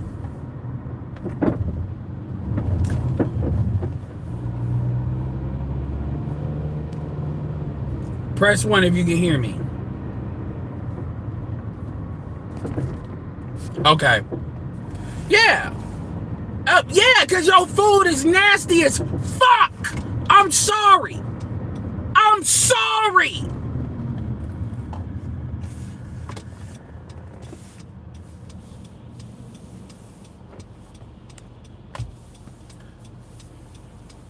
At what point the sun never set it in the British Empire? But I'd be damned if y'all motherfuckers didn't figure out how to fucking cook. And yes, I know I forget that chef that's always cursing. I understand. They got some chefs, whatever. But I'm talking about as a culture. God damn.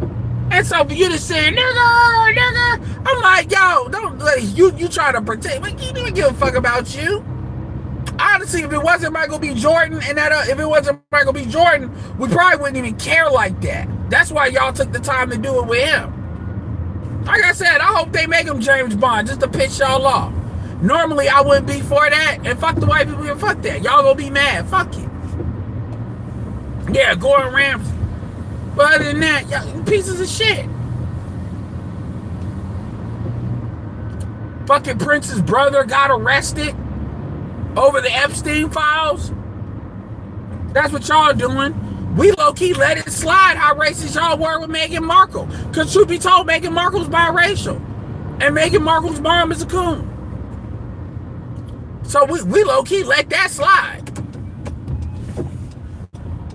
Notice black women didn't make a lot of noise about that shit, though. So the way you deal with people, the way you deal with that group is, we like, for real, like, first of all, fine, because PBT said that dude didn't really go to award shows like that. Prove without a shadow of a doubt, because fuck that dude that said it. Baafta is who you want to go after. And be like, yeah, make them look racist as fuck. Fuck what y'all talking about, because truth be told, a lot of excuses they're making are lame as hell. First of all, that's not what Tourette's is. Saying, number one, you're doubling down by calling us ignorant. Number two, I promise you, fuck what he said. It was about the fact you aired it over and over. That's the issue. The issue is you actually let it air when you had a 2-hour delay. That's my problem. That has nothing to do with Tourette's. That has nothing to do with Tourette's. That has nothing to do with Tourette's. And that's exactly why you tape these things the way you do it. That was a decision. And I promise you, if he would have said the F bomb, or if he would have said anything defaming with women, like he was like, rape her, no, they would have been, they wouldn't have let that slide. They wouldn't have let that happen. That's what you focus on. They're trying to put the Tourette in fight. And I don't even need to get in his business. But I will say this. I do want to know how many other events he's been to. Because if he hasn't been, they said this could happen before. No, fuck y'all. Y'all are nothing. Y'all are not. The only reason why y'all even got any kind of real projection for real is because this is like an alternative for people that don't participate in our stuff. But the truth is, y'all are nothing. That's why nobody talks about y'all. Really, nobody cares. And I don't care who catches this straight. That's straight up facts.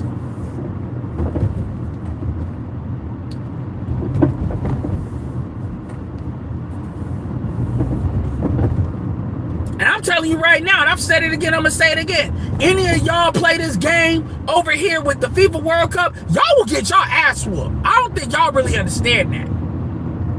And I don't think y'all really understand. We got guns here. It ain't just knives and razors. But no, we'll shoot the fade. We will beat your ass. Y'all will find out every part of some of those stereotypes is true. Y'all will catch. They are not used to black people being willing to beat their ass.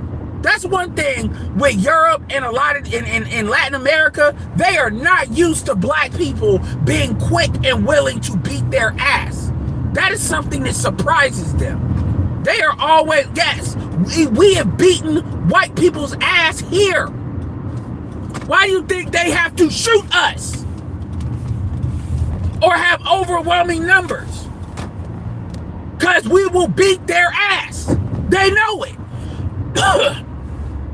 Y'all ain't got guns. Y'all come over here with that bullshit, whether it's here or 2 years later, we will beat your ass. I don't think y'all really understand that. We will fuck you up. Y'all do those subliminals? Nigga, hey, hold the baby for a second and go up there real quick. Pop, pop, pop. And I mean, in fists. You will get your ass whooped. Y'all will catch that Waffle House trip. Y'all will find out, man. Fuck Fomo. Yeah, FAFO. Y'all will get a souvenir all right. Ain't nobody playing with y'all.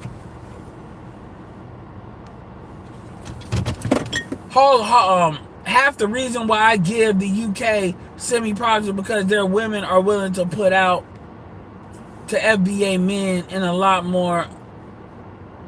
I mean, at the end of the day, because it's the same thing with the Australian women. It's a novelty to them.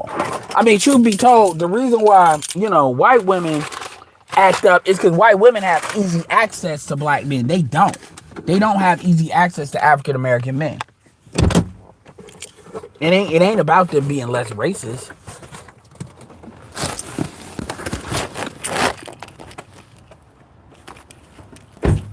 So it's more of a novelty to them. At least from what I'm to understand. Because you got people, again, you don't even pay attention to the fact that you got people pretending to be African Americans. Like, I gotta be real. If you in the diaspora, you're pretending to be an African American, that is some of the goofiest, pathetic shit. That is so goofy and pathetic. I have no words. I have no words to describe how goofy and how pathetic that is.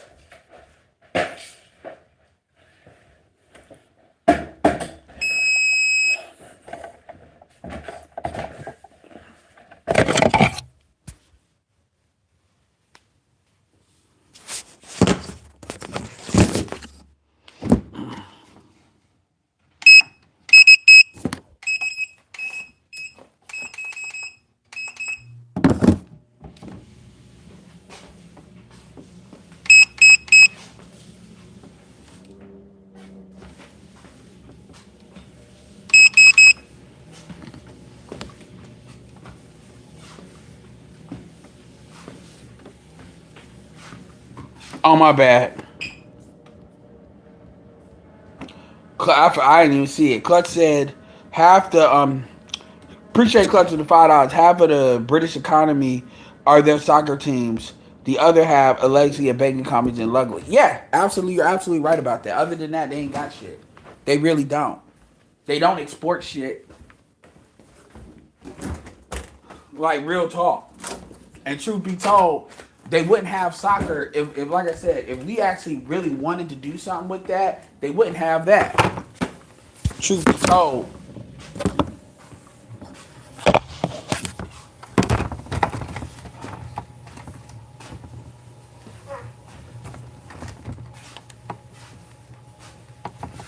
He said, "Chill out on the Gap Tube." Oh, Gap Tube games. I mean, my point is they don't. They got a history of having bad dental stuff. I'm not gonna lie. I could do better at my dental stuff too. My brother, I had to actually pick up my brother or take my brother to get dental work done. My brother actually birthday is in 2 days too. By the way, he'll be 30. But dental work, and he's cool now. But they gave him like a steroid apparently to clean it better. You know how it is. You go in there for a cleaning, they talk about wisdom teeth and all that bullshit. I actually need to get a cap on my tooth. Again, appreciate the cash apps and the super chats. And it is what it is. But as far as them, like number one, the UK, y'all. Jesus. Sorry about that. Anyway, the UK does not have the power it once had. Yeah, they got some naval shit, but everything they do is really in reference to the United States. They do not have that kind of power to be talking that kind of shit. We definitely can make the UK look lame as fuck. And you're going to catch a lot of collateral because what's going to happen is we're going to start getting mad. And there's going to be one more reason to get mad at a lot of UK motherfuckers here.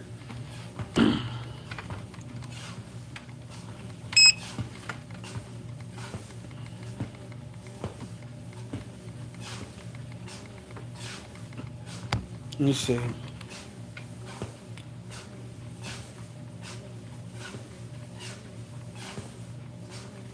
I mean, the reality is, are they going to boost somebody? No. But at the same time, again, one of the reasons why Hollywood's been able to get away with they've been able to get away with is because they low key lying to the investors. I mean, Michael B. Jordan is actually 40. We're like the same exact age. So, we're like the same age. The problem is, and I got mad respect for John Boyega for doing this. John Boyega invested in, what was that movie with the kaiju and shit? He invested a lot of his money in the second one.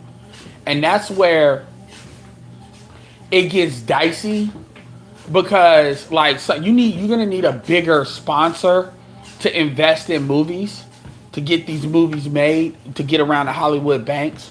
But you can't do huge movies like that. Like you have to do smaller films. This is where horror works. This is where this is where horror works. This is where comedy works. Honestly, a lot of documentaries work. And like what he did was he wanted to invest in a big budget movie. I forget the name of that movie. You know what I'm talking about. Pacific Rim 2. And it's like, dude, you needed like black people to really come out for that movie.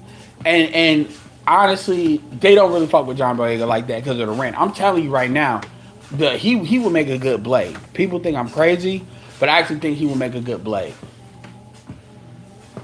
So you got to be business minded on the type of movies you put out there. There's ways, even a lot of these action movies would do better and they wouldn't be as expensive because it's not CGI. So, I mean, truth be told, you could do it, but you can't be doing these big old huge box office. It's not going to work that way. Those are just not the type of movies that you need to do. Like Pacific Rim was not the type of movie he needed to do. I could have told him that.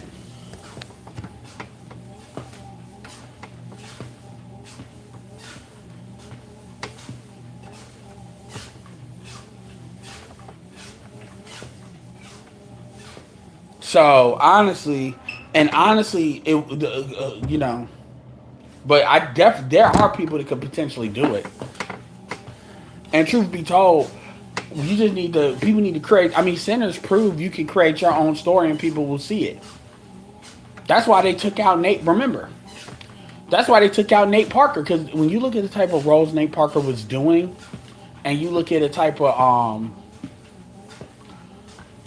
what he tried to do, what he did, they don't want that because there's enough NBA players and stuff that they can. And actually, these people don't got to be known to do this. So,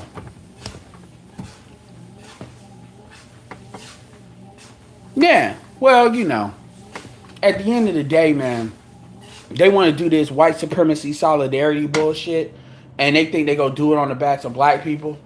Black people gonna know. They gonna regret that shit though. They gonna regret that shit because now anybody goes to that platform, we gonna be looking at you funny style.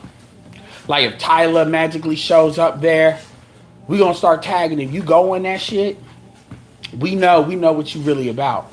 Because you can't tell me you going on there because there's any real money in it or anything. Next thing you know, you'll see Drake there.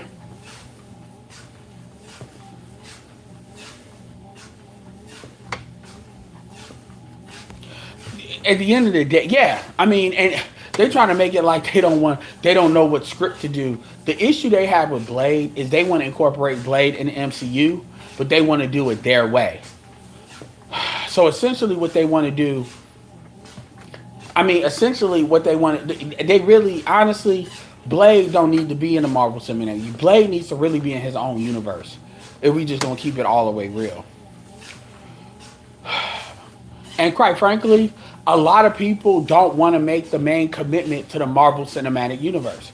I mean, you have multiverse, so people don't want to make that kind of commitment.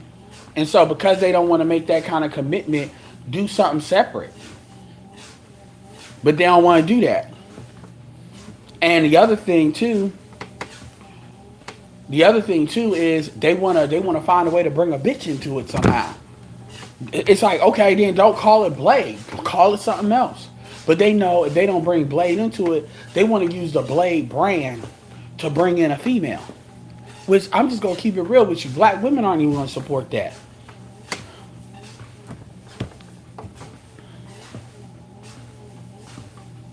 The problem, yeah, well, they made it to beta. They made it beta. Like, that's not, like, so what I will give John Boyega credit for, that's not what, because he spoke up. That's not what he signed up for. What they did is not what they signed up for. They changed it. And this is out now. They all admit it. Even the dude that directed it, they directed Star Trek as well. They all admitted it. They changed it after the fact. Remember, they left, like, really the first movie was just the first movie's main job was to recoup as much money as they paid for to start that track. Like, literally, Kathleen Kennedy said it. The first series was really the sequel trilogy was mainly designed to recoup the money back from the purchase of Disney. That's what that was for. And I'm gonna be honest with you, had George Lucas waited, I think personally George Lucas could have got a better offer. And I personally think because honestly, somebody like Amazon would have licensed their rights to use it for the parks. But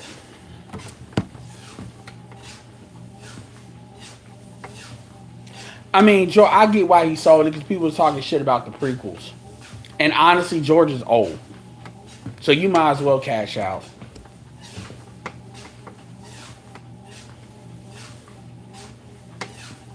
Yeah, and that's why he got mad at the third one.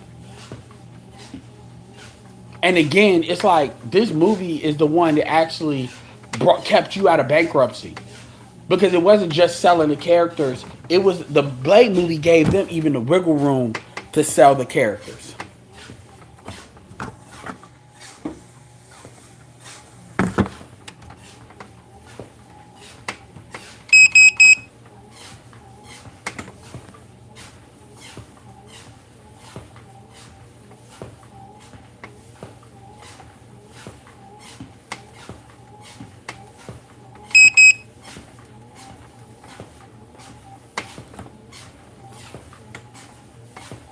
Yeah, what's up, Detroit? I never found your name in that. I ain't gonna lie, Detroit. I looked for like an hour and a half one time. I just never found it.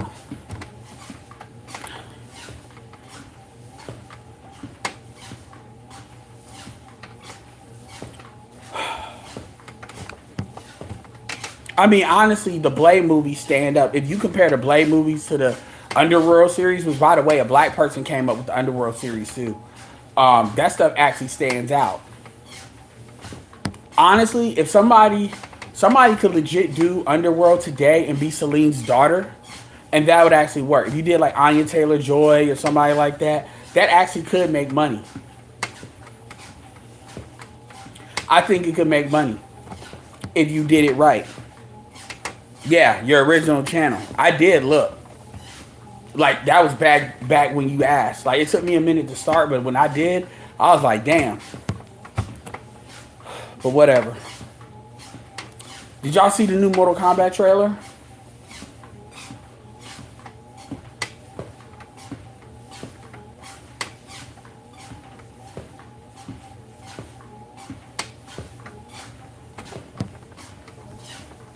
Did y'all see the new Mortal Kombat trailer from Mortal Kombat 2? It actually looks alright.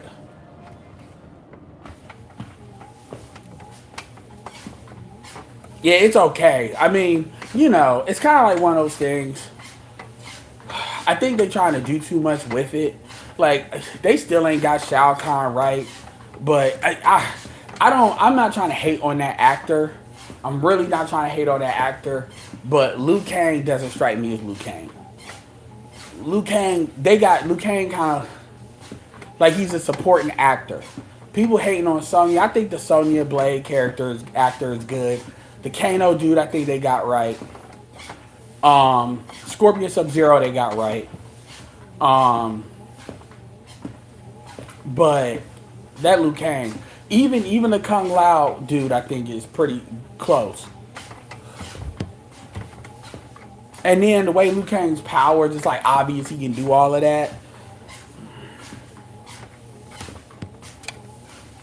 No, I haven't seen that.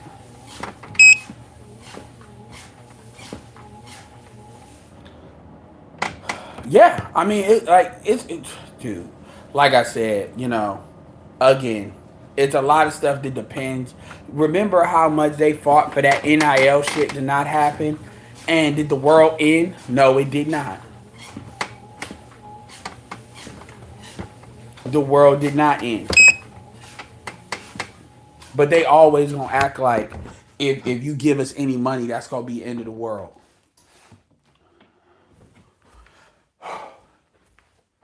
All right, y'all. I gotta go. But yeah, I appreciate it. He said the anti-black male movie. I mean, they always some anti-black male movie. They just, I guess, being honest about it for once. Of all the things to be anti, you want to be anti-black men. Because, you know, black men are just the most biggest threat out here, right?